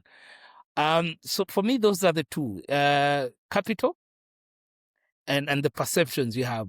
Oh, and the other probably is scale, because Uganda is a small, it's small. For some of these guys you talk to, they're looking, they're failing to understand that the Uganda or Africa is GDP. Sorry, it's a big SME market, like I've said. So when I tell you, look, I have this deal of $2 million, that's too little for you. So we need to find a way of scaling this across the continent or across the region, so that we can have, when we talk about a $100 million fund, I talk to you about $100 million, I need $100 million, because I can't come to tell you I need $3 million. $10 million would do many, many, many things here, but I can't have that discussion with some of you people there. That's too little. That's just too little. So we have to find a medium that allows us for you to have a fund of 100, let's say $200 million, 300, then we have to spread that around the continent. But does it need to come from outside in, or does it need to come from inside? I.e., that's a very, very good question. There has also got to be trust from those that are in, because some of that money can actually internally generate it. It's true. But somehow these entities are either controlled by some kind of their internal policies, the investment policies, and there's got to be studies that have to be done, and that that investment has not yet been fully effected. I am sure if the World Bank said, do this is what's going to, everyone is going to run it, because somebody believes the World Bank has done it. But internally, for some of these companies, surely, especially for some of, like, say, the pension funds in Africa, those have really grown. They've really, really grown. But where do they invest their money? You find that they invest it out there somewhere, because of stability and and those other factors. But you have started something. I read or heard somewhere that you have a fund yourself, or at least Yes. supported a fund, Rekindle Capital. Yes. Can you say something about that? Is that trying to from within come up with, Yes. I guess, capital and a player that could assist banks with dealing Yes. with NPLs and sort of work them out in a different way from the workout teams in the banks? Yes. So yes, the Rekindle Capital is doing that. And yes, I have assisted and worked with it to come around to meet its objectives. And the fund itself is some kind of collaboration between Rekindle, Rekindle the company, Rekindle Capital itself, and the Asset Reconstruction Company, which as I mentioned is a company started by the Bankers Association here. And the idea is that you buy non-performing assets from financial institutions, get them off the books, and be able to, turn the entities around, work closely with the borrowers to turn them around and get them out. The challenge, as I've said, is getting the capital in. And yes, the idea was to talk to those on the continent, because you'd expect that they understand, they would be able to grasp this opportunity better, because they should be able to understand how our businesses operate. The challenge is On the continent as opposed to on the in continent. Western Yes, Europe. Yeah. yes, but like I said, the risk appetite is still very low. Because of the perceptions that come around some of the things. And so internal studies have to be done, and some policies have to be changed, and that seems to be taking forever. And so meanwhile, where they how do you invested this change the money, perception, it's a lot Kabiito? of education. It's a lot of education, lots of engagements, lots of education. And that is really work in progress. For a lot of these people, we've had to, wine, dine, and demonstrate and show this and that. So we've done all manner of studies and availed them. And I think that the whole idea, because this is not a lot of this, for example, is pension money. So you don't have or savers money. So you don't have someone, you don't have a Rockefeller.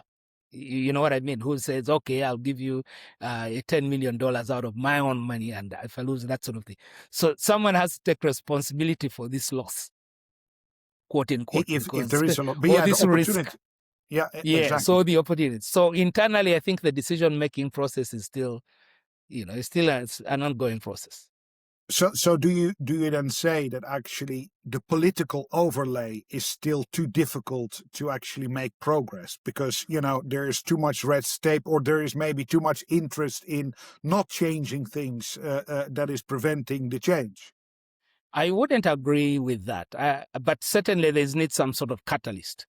I'll tell you that the progress on this discussion, starting up the fund and even the whole idea of rescue, started in 2016. I had started the conversation much earlier, but government sat down in 2016 to look for a solution for this, even though we had been discussing it forever, because there was a bank failure in 2016 and the NPLs were going to go through the roof. So one of the challenges, what do we do about this? So we need another incident of sorts that causes then the government to think, or people to think and say, I think we need to push ABCD or push that one and force this kind of decision. So I don't think it's an issue of government reluctance. It's just a lack of an absence of an incident that jacks it back to life. Okay.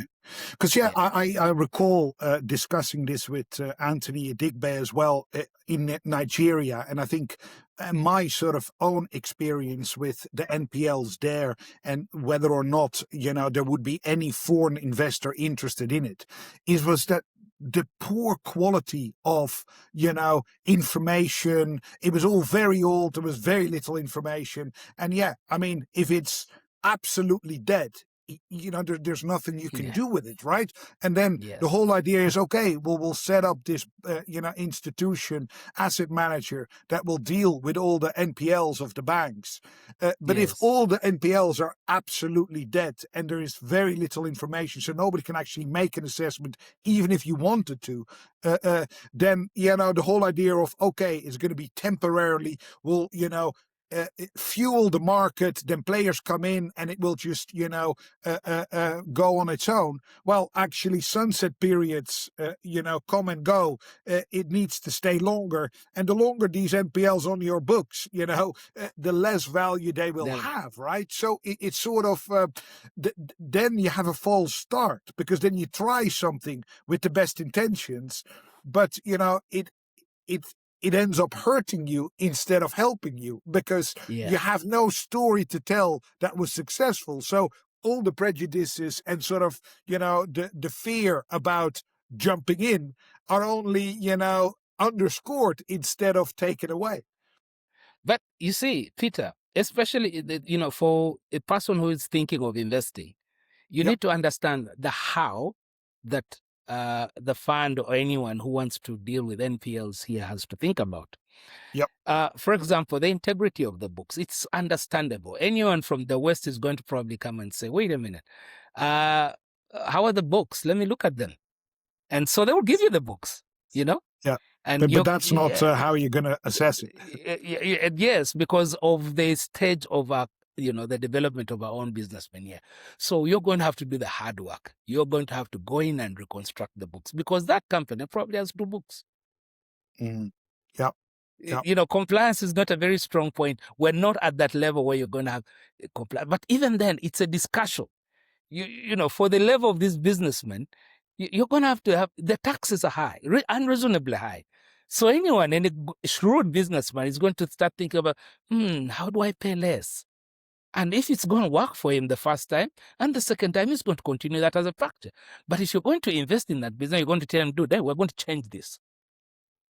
But go in and see, what's the real picture? Where is the real opportunity? Then see if you can proceed with the investment decision. But those are the challenges you're going to have to expect. Now, I don't expect anyone from the West, from some of the big names, to understand this. Talk to the locals. The local professionals, we understand our people.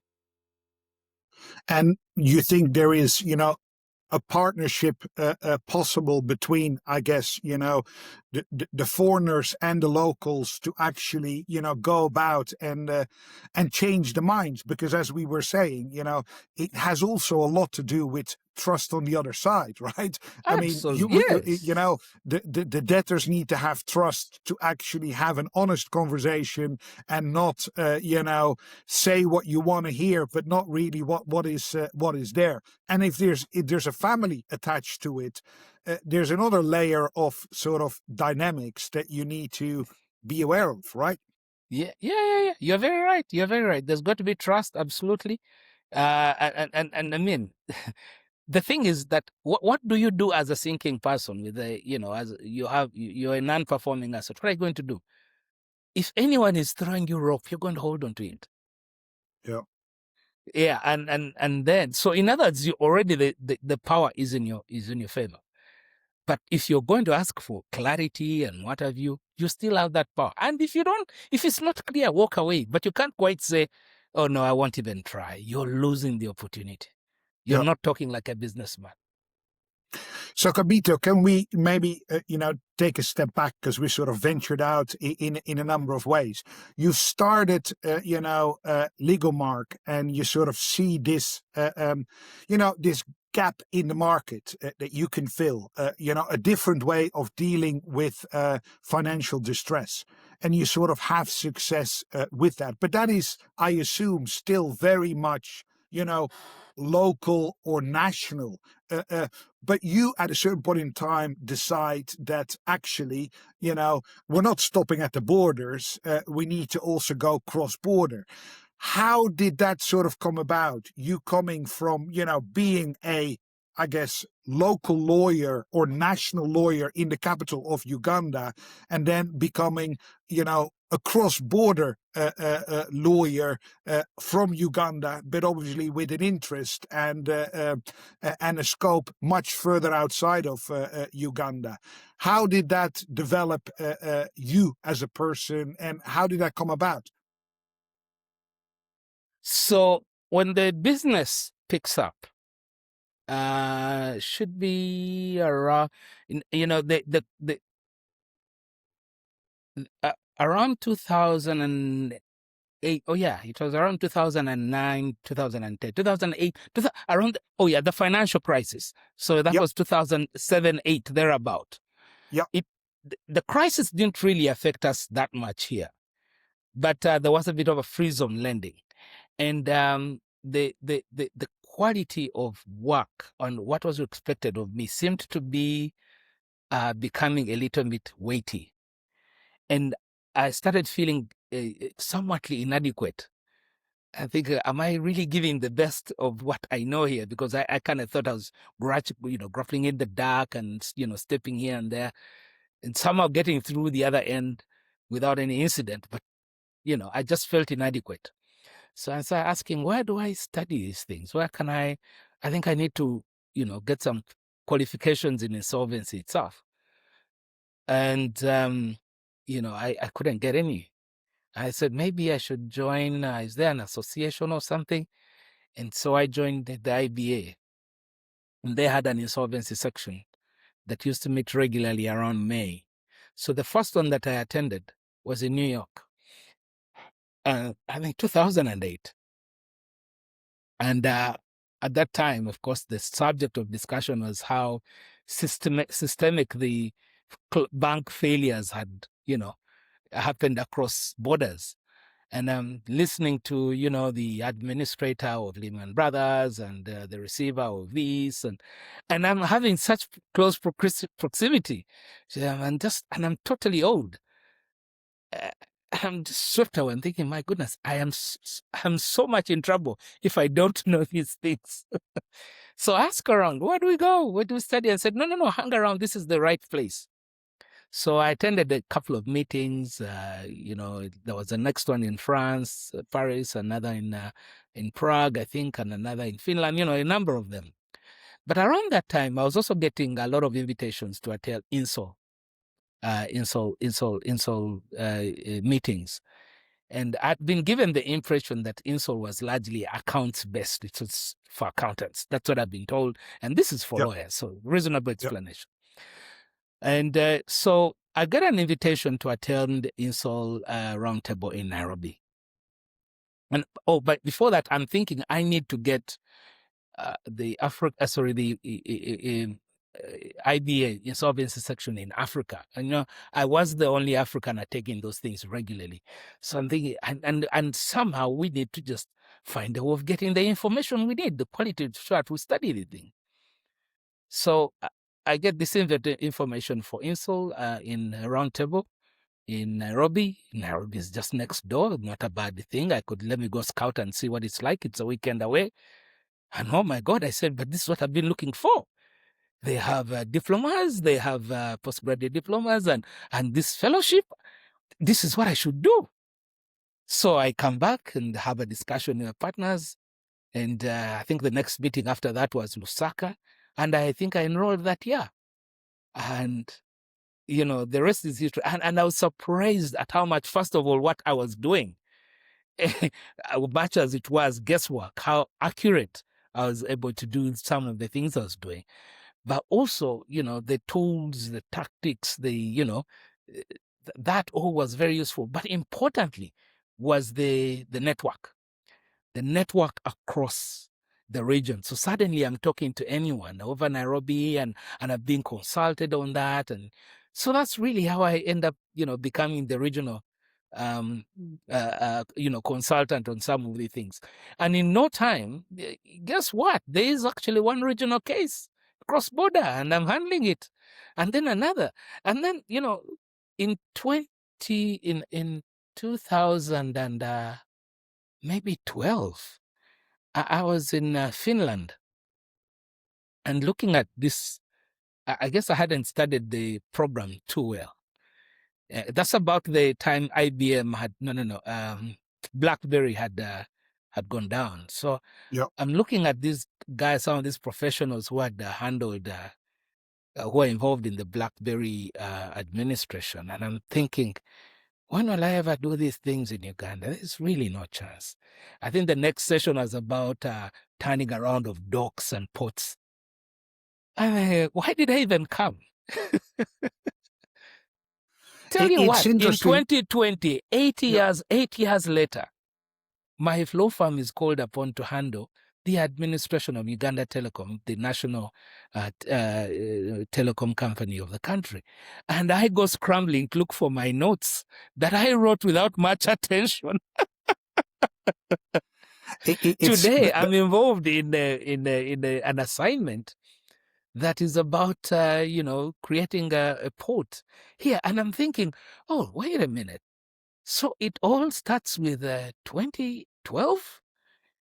That seed was planted in 2012. So that's how then I become this sort of person, back to your question, and how I get armed and tooled to, to start, getting consulted and offering consulted services in respect of these insolvency and other cross-border cases. Yeah. So it's a hunger for knowledge, more knowledge, and you found that outside of the country. But I think what you also describe is that you may be the only African around at times in Finland or in other places. I think one big topic that in the special sit space has developed over the last 30 years and will continue to develop is DEI, right? Which is now like a toxic term, but it's something that is there and will continue to be there. Whether it's toxic or not toxic, we need to talk about it.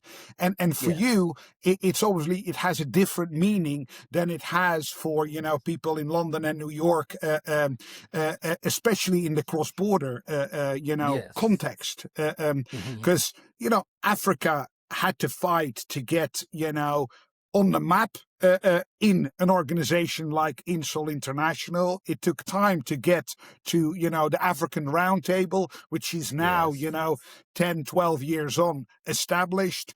But tell us a little bit about how has that been for you, because again we've had the discussions here, more women coming into the profession, the challenges they have and continue to have to actually make it all the way to partner and senior positions.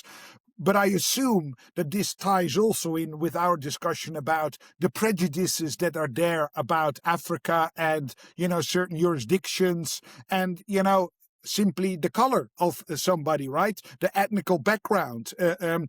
Is it, a disadvantage to be, a cross-border insolvency lawyer from Uganda as opposed to from the US? What's been your experience in the last 30 years? Has there been improvement or not? That's an interesting question. For me, in talking to the friends that I met and so on, I simply asked for an opportunity. And I kept saying, look, it's not even about money. I'm not asking for money. I'll look after myself. I'll pay for myself. I just want to shadow. I want to shadow, what you're doing. Allow me just to sit in. I'll buy my own coffee. So, and because of that, Justice Strong, Justice Norris have been very kind. They allow me to sit in their courts. They were kind enough to buy me lunch. But we sat in there and just, and had to learn. So for me, I think it's opportunities like that count. That you can, you don't have to be too prejudiced. Africans can afford. We're not this. Again, the DEI, as you mentioned, it as solid as it might be, just give people a chance. That's all. And how disadvantaged have I been, or what were the challenges? I can tell you during doing the insolvency course. it was very skewed to of course the Western practices, and my classmates, of course, do this. This is their bread and butter. So I really felt also quite inadequate there. But I treasure and value the experience because I was pushed to do my best. Can I do better today? Yes, I can because of that course. So I would speak for opening up for African enterprises, because then we can come and advise you better when we're back on the ground. We can then see what works and what can't work. I'll tell you, there's some things that I will struggle to implement. For example, let me give you an example. You know the old practice of how you paid fees, you know, because of the exorbitant fees, and you're just thinking, oh, cash is king. This ailing company, let me get an investment or a stake in the company, that sort of thing. But here, I'm sure that's an argument that I would struggle to sell because of the perceptions that come with it. The same perceptions that probably come with the pre-admin. And we read about the things, and I'm sure the arguments are well known. Here, the moral, card is still high. I could pull it off, but I can't give you a guarantee that we can't. So there are those things that then we get to learn. And as long as we understand that, if the world understands that this is a global stage and that Africa is a part of it, whether we want it or not, your minerals, everything you want is coming from here. There are people here and there are systems that are going to work. They may never always be like yours. We're going to have to be part of the global market. So that's why this is important, whether it's gender, whether it's color. Right. So you were just referring to like the prejudices that the man and woman in the street have about the pre-back, administration sale, right? That is just like a sweetheart deal back to the owners. The creditors don't know about it. And you need to trust the professionalism of the IPs, the insolvency practitioners, that first are advisors and then execute the deal, changing color into, the administrator. And how can that ever be, proper? How can that be okay? But again, I guess, our profession, specialized profession, needs to obviously, explain why that works, needs to explain how important reputation is in the market. And if you do it once wrong, a long build-up reputation goes away. And, why would you take that risk? Which is, the best, I guess, prevention of, things going with sweetheart deals and conflicts of interest. But how do you do that, like locally in Uganda? Because again, in Uganda on the ground, that's a challenge. Yeah, for someone who has lost out and is saying, "You guys have played us. You guys have played us." So, and even for a judge who is probably new to this, he's going to say, "What are you asking me to sign? What are you asking me to endorse?" So these are the realities, and we need to find a way of accepting some of these. The change, if it's going to be effective, is going to take time, or it's probably not going to happen in some cases. And that diversity of our cultures is what makes us unique as a people.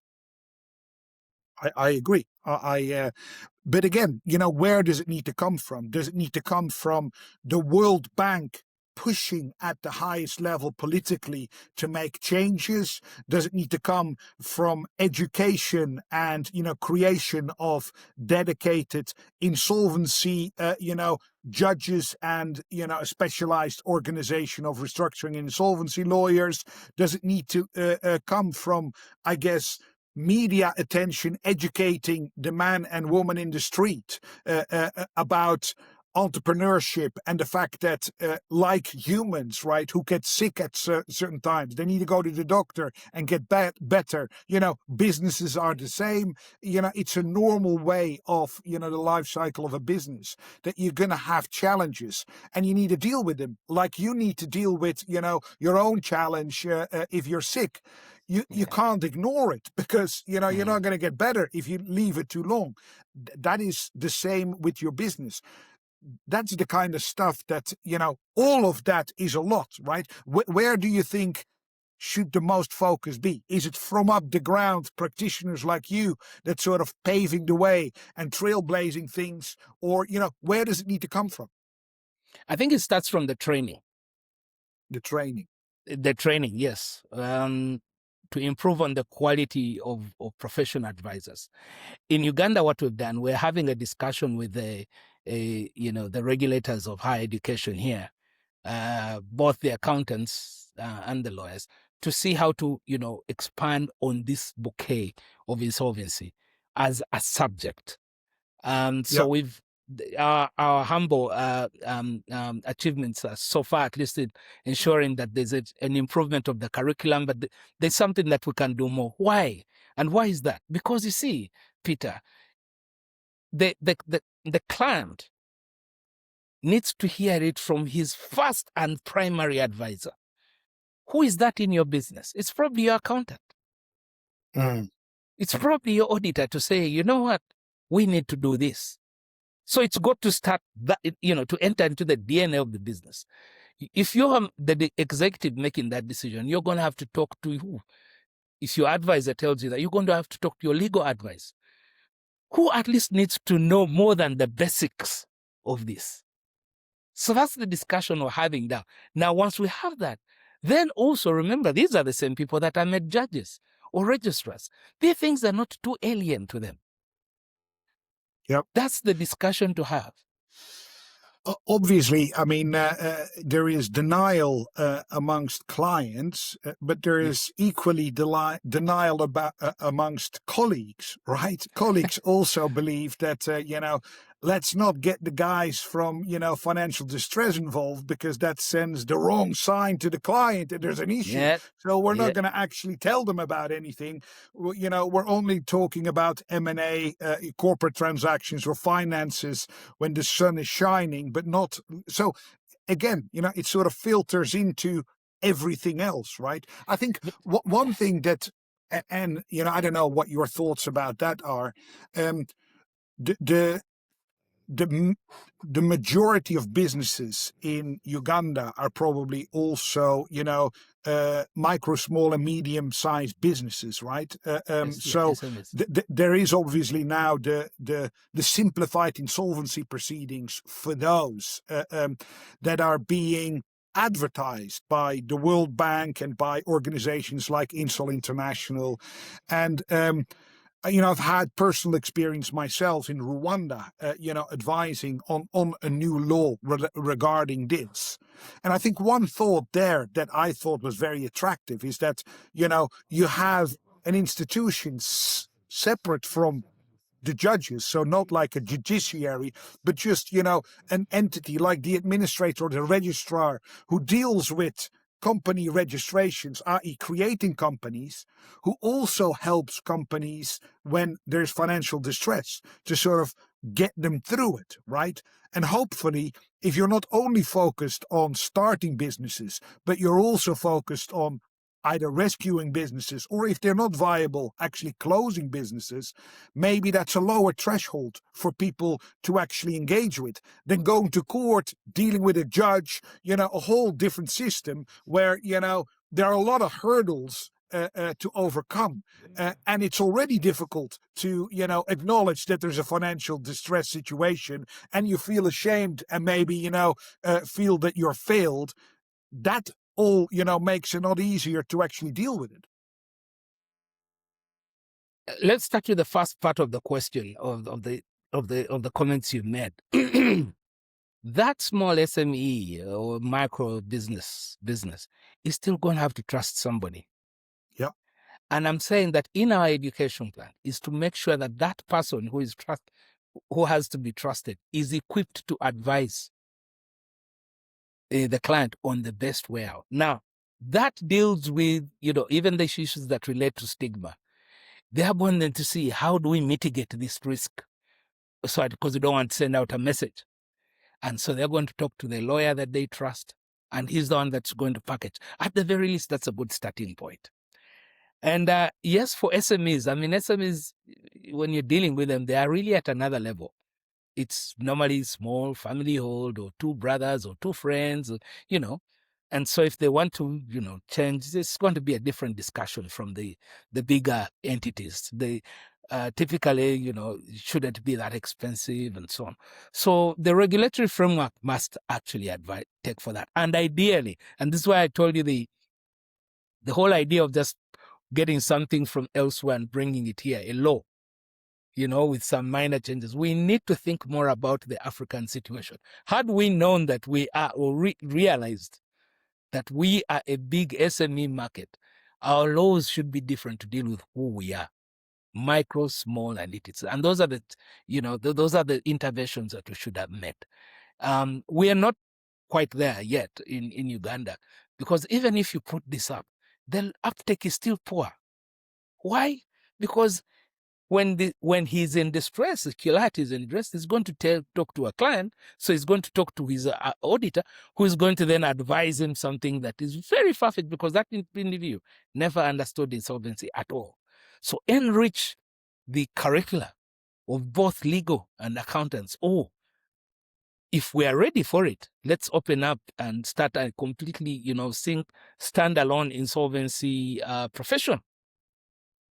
People do exams and, those are the ones. But still, I can tell you, we need to have that. The people in the business advisors have got to be equipped with these processes. Yeah, personally, I think that, if you at the grassroots level of the MSEs can make insolvency and financial distress a lot more part of the, regular day-to-day things, then you're going to, from the grassroots onwards, you're going to change the mentality, right? And that will trickle through, medium and larger businesses as well, because, you start small, but you can get big, right?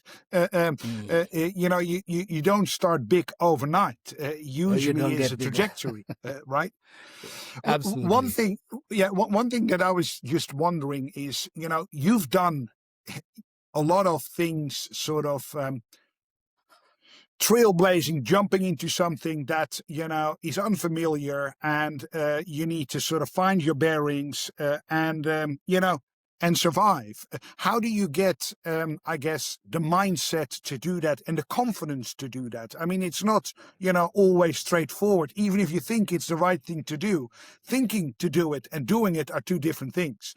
What is it that sort of drives you to do these things? I think I love the challenge. I think it's a challenge. And for me, I guess, like someone says, okay, this is a puzzle. How do I solve it? That is what that's my approach. It's a challenge. It's a puzzle. I have to solve it. But at the bottom, at the end of the day, are people. How do we, I'm in a unique position to be what I am today. How do I use it? And so I have to do what I have, because at the end of the day, they are people. They're people. Someone has to be paid. Someone is in debt. So how do I when people ask me what I do, I normally say I help people make difficult decisions. And some of those are debtors, creditors. And I have to tell you, this is over. I'm helping you make this decision. It's over.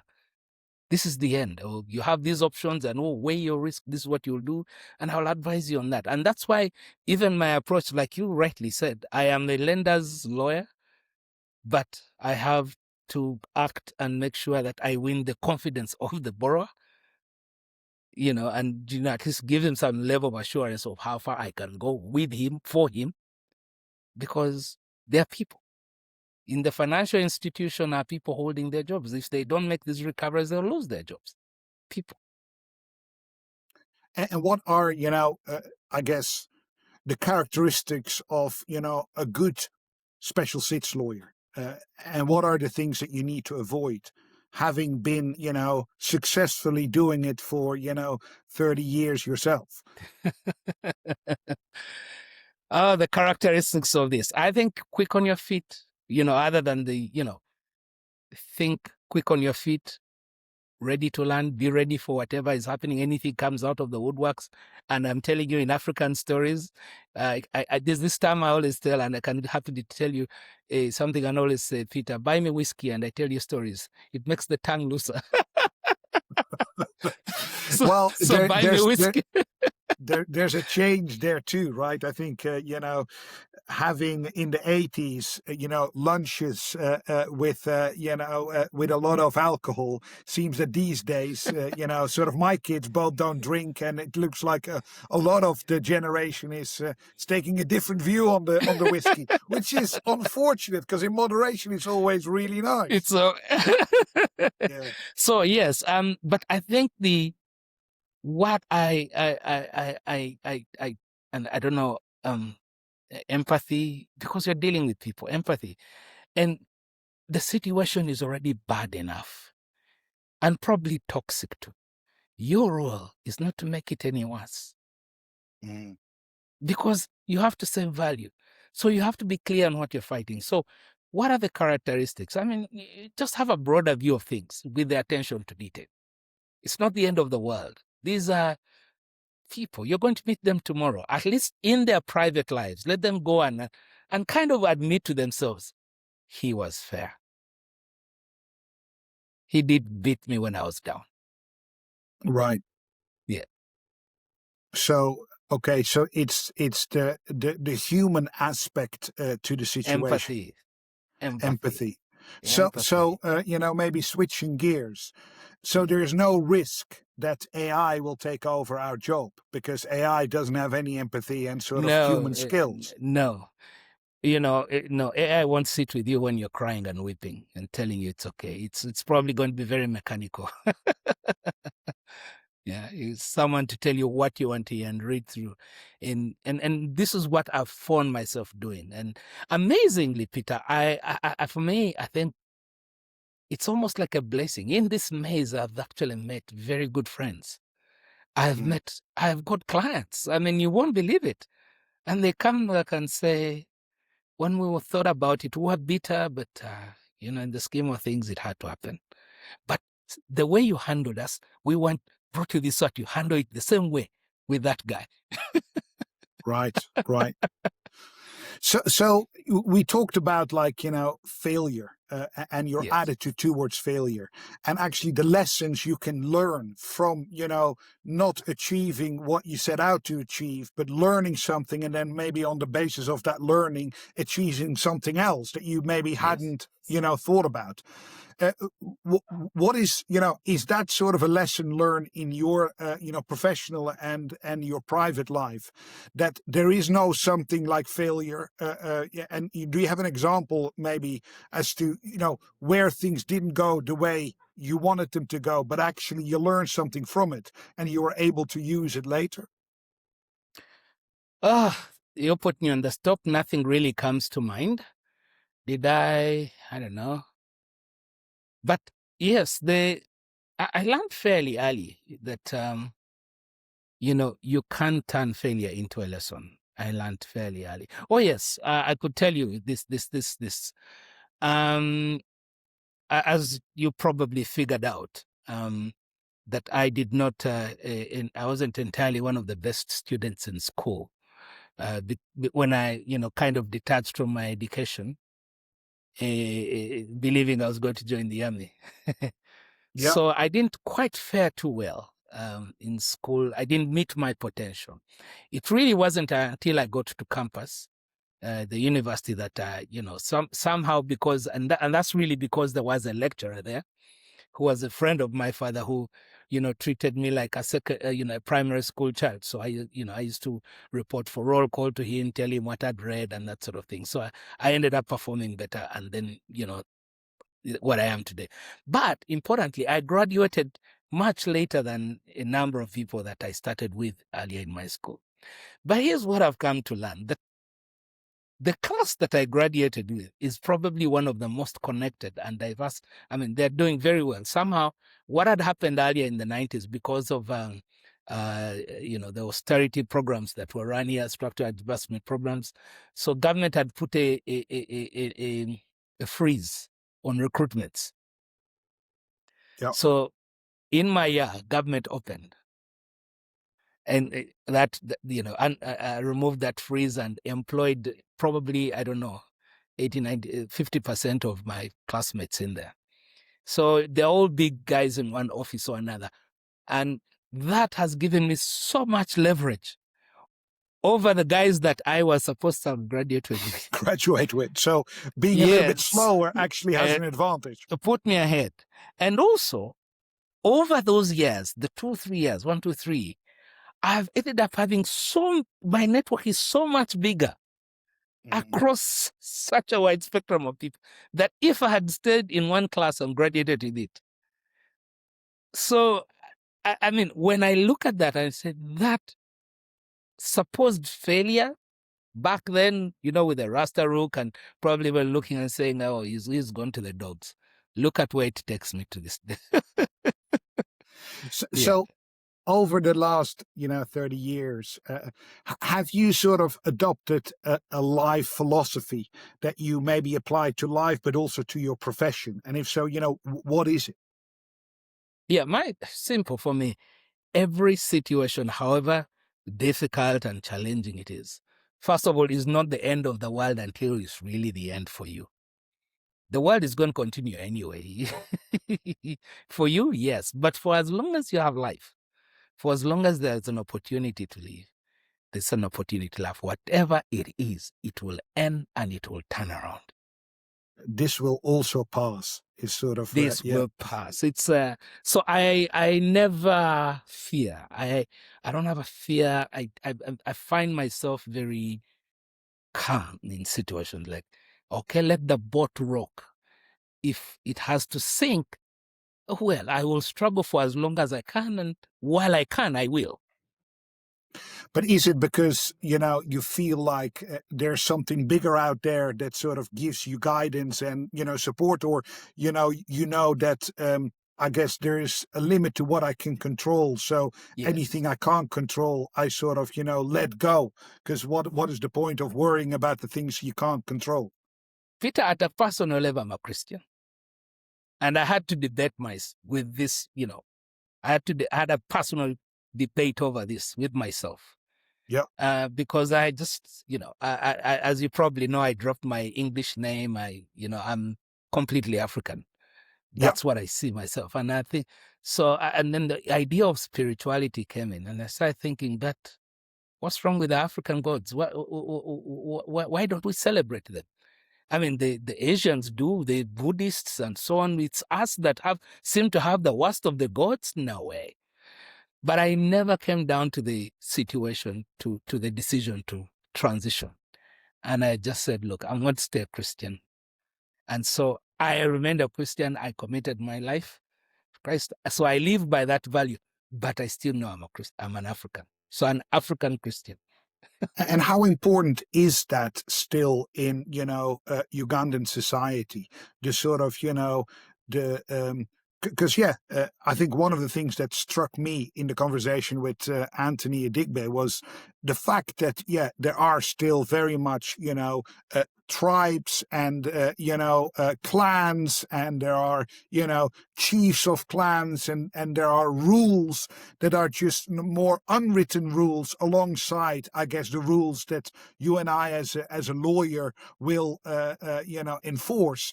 But those things are still very important in day-to-day life, and there are rules to play there as well.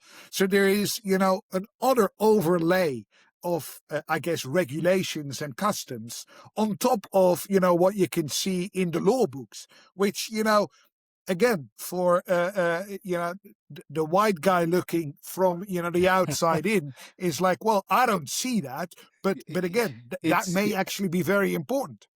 It is very interesting that, Anthony says that, and he's very right. I have a client who had a dispute in an area. And typical, he's Danish, so he thinks, he comes to me with the idea we should go to court, and that's probably what every lawyer would tell him. And I had been in the area, I knew it, so I just told him, you know what, this is not how this is going to work. You're not going to work. We need to find. This conflict, of course, was with the local, and it was over land. I said, we just need to talk to elders. Let's go. Identify some elders, typically meet under a tree of an afternoon, and we state our case, and the village will judge it. And he had about maybe 6 cases. So I spent just a week and came back with what you'd consider judgment. It matter was resolved because that community, the culture is very strong in that regard. Resolution by some sort of consensus, a discussion over, and at the end of the day, by some drinks, local brew, and everyone is a brother.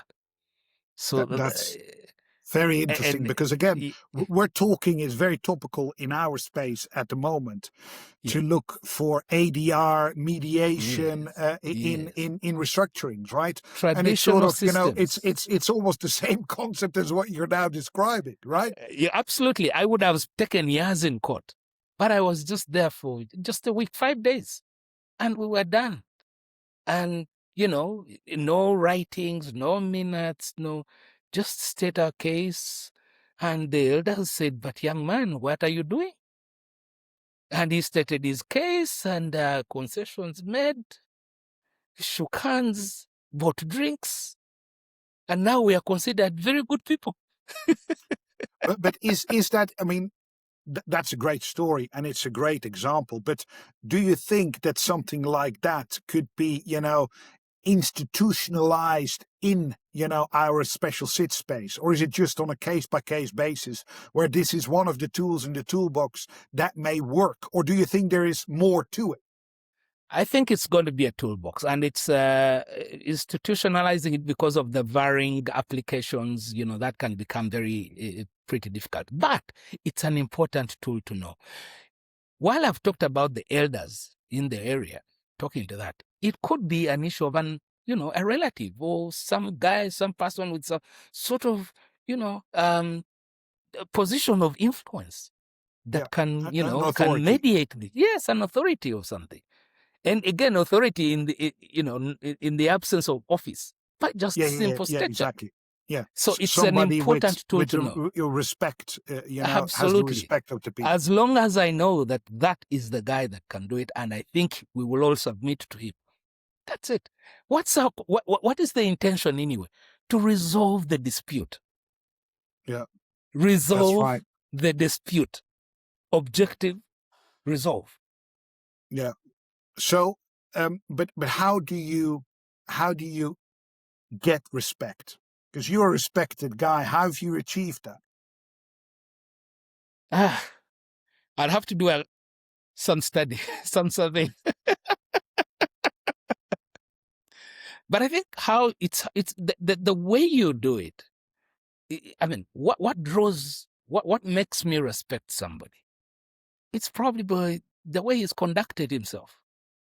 So it's what you do every day, not some days. It's like going to the gym. You don't see yourself getting fitter, do you? You can't quite say I'm fitter today than I was yesterday by this percentage, is it? Yeah. It's what you do every day. Incremental gains, like incremental gains every day, sort of consistency, discipline, and everybody can see it and attest. So it's what you do. It's the kind of judgment you make. It's the kind of, the way you hold yourself out. And I don't know whether it can be kind of forced.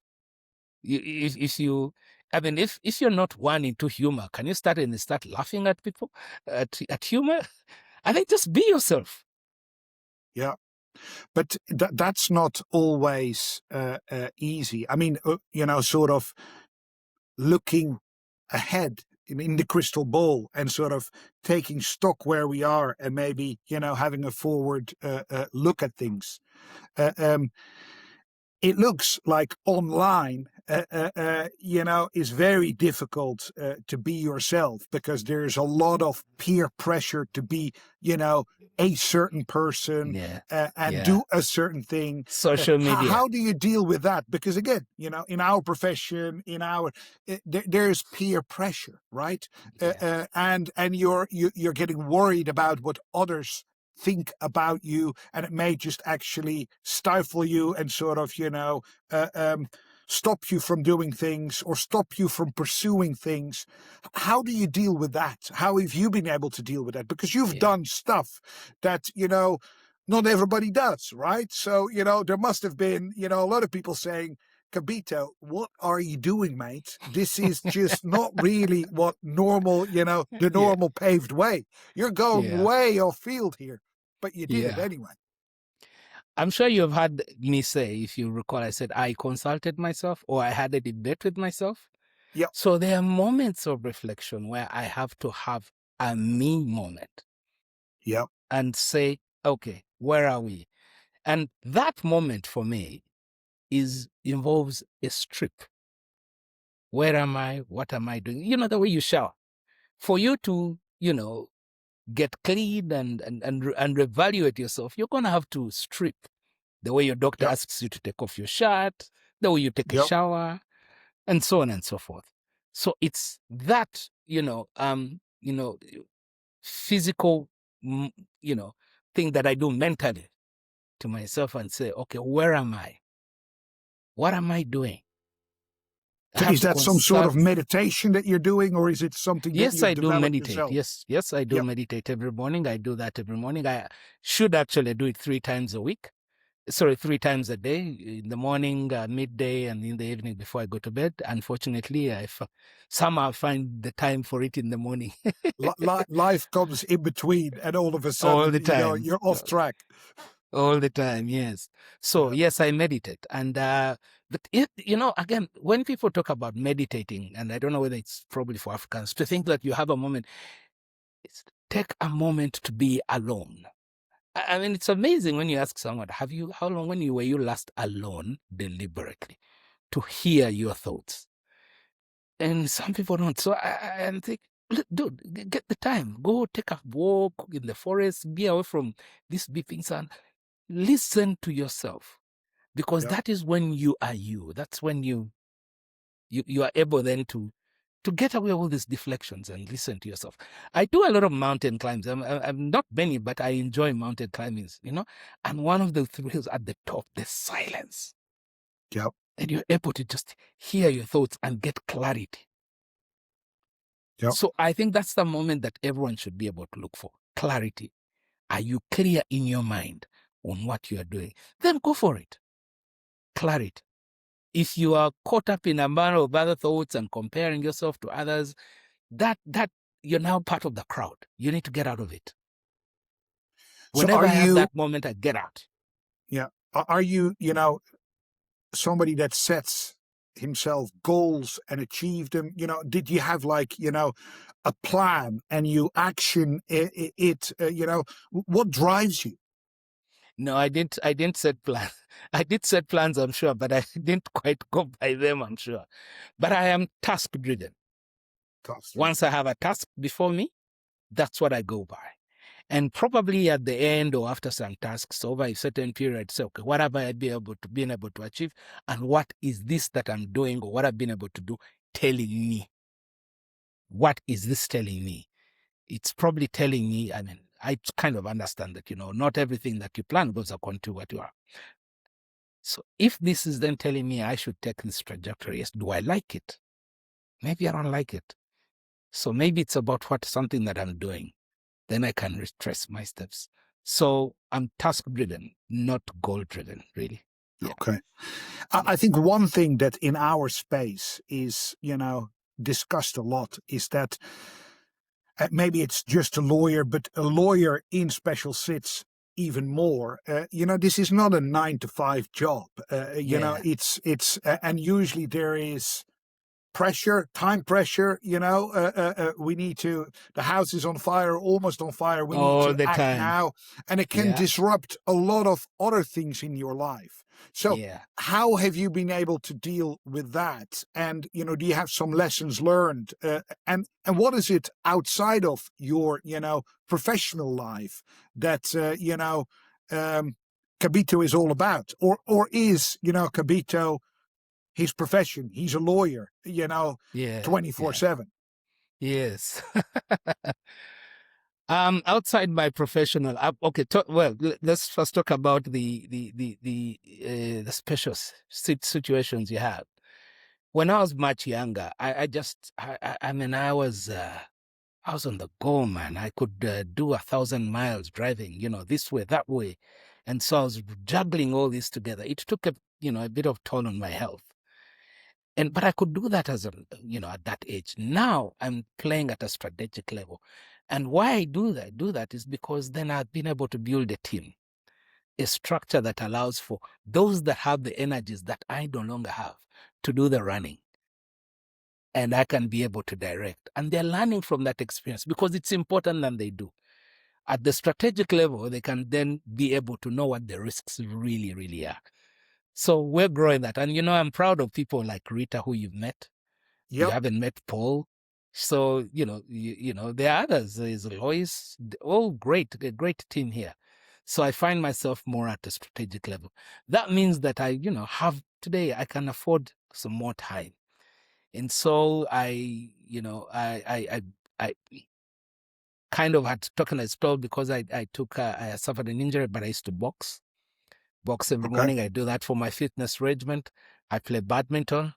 I used to do that every day about 5 years ago until I suffered an injury from a mountain climb. I had set out, again, task driven, as you can see, I had set out to do a mountain climb every year for the next, I think I did that 2010, saying that 2020, that I'll do that mountain every year. I've only done 2. Oh, wow. Okay. Lads, well, that I'd done an injury, but I'm setting myself this year to do that. So yeah, I play boxing, I do badminton. I'm into theater. I promote theater in Uganda. I produced 3 great plays here. Very proud of them, Wow. proud of the team. Okay. So there's I did another. I did Phantom of the Opera here. Wow. Wow. And my And family here. what about family? Because that is sort of, that usually is immediately the situation.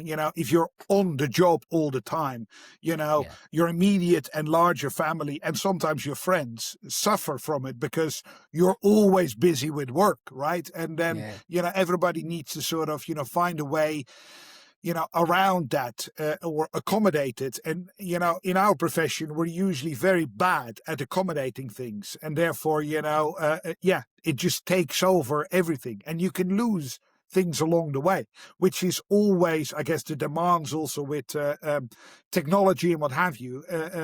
It's 24/7, but it can't be 24/7 forever, All the right? time. Yeah. So again, for the younger people maybe listening to this, how do you manage with that? How do you come out the other end, without too much scars and damage? I think I was fortunate because I didn't plan it. It kind of just happened that I have a gang of friends.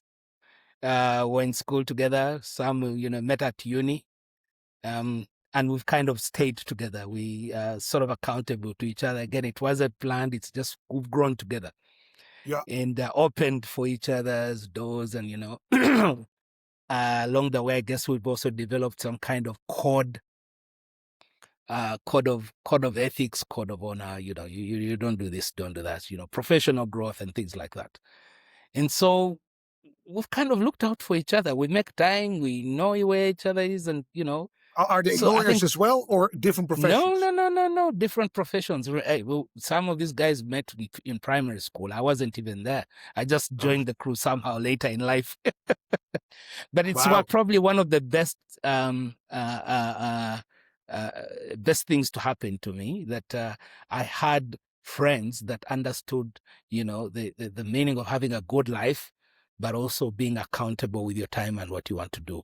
And, for them to also grow and open doors for you. And, so that group of friends, I think I value that. If I have to tell anyone, say, please make sure, for me, it happened to be by mistake, but make sure you surround yourself with the right sorts of people. They have grown, and you will grow with you. You sound like them. So that's really one of the things to do.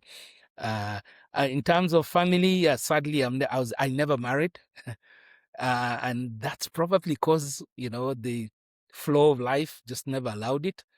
But I am a father of one biological child.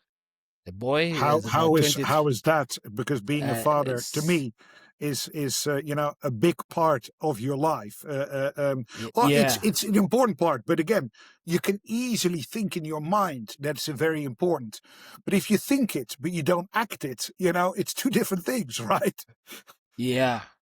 It's been being it's quite frankly it's been challenging. Considering that it's the relationship with his mother didn't end up in the dream, Okay. and so yeah, I tried to be, but also along the way, you won't believe it, my law firm looks after a number of children. We have a program, we keep kids in school. We take up 3 Wow. kids every year. So being the person responsible for this program, somehow I You am just act as a dad. I'm the You father. feel Yes. your responsibility, which is Yes. fantastic. And that is exactly what I guess we need to do, right? Mm, And why there's stages in your life and in your career, and there is also a mm. stage of preparing the next generation from taking over, where you've left things I'm in telling your you. career, right? And it's true. And you see, some of these responsibilities creep on you, and you just earlier today, I was celebrating 2 of the kids have been readmitted in some of the best schools, and Wow. it's been a happy day. I mean, I am so overjoyed that these kids have been admitted in these top schools of the country. I'm so thankful to God today. It's a wonderful day. That's It's a beautiful. wonderful day. Yeah. Look, Kabiito, you've been extremely generous with your time. There's probably 2 things I want to sort of, touch upon before we, end the conversation. Yeah. One is if you look at our profession, in the next 10 years, what do you think is the big thing coming down the pike that we should be aware of, and make sure that we're dealing with that in the right way? Are there things that you see that will, affect our profession, and what are they?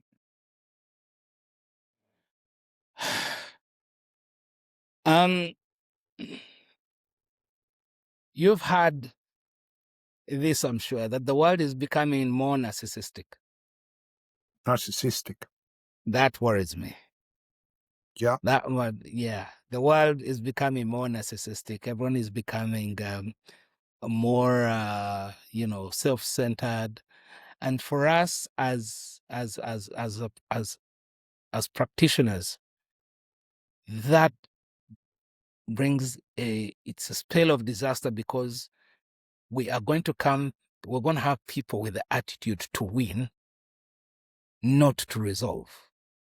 Mm. That worries me. So, because again, a lot of our people in our profession, are competitive, right? So, do you believe that competitiveness, is in the end not a good thing, or can it be, maybe too extreme, as you say, I focused on winning as opposed to resolving problems? I think I think it's going to get worse.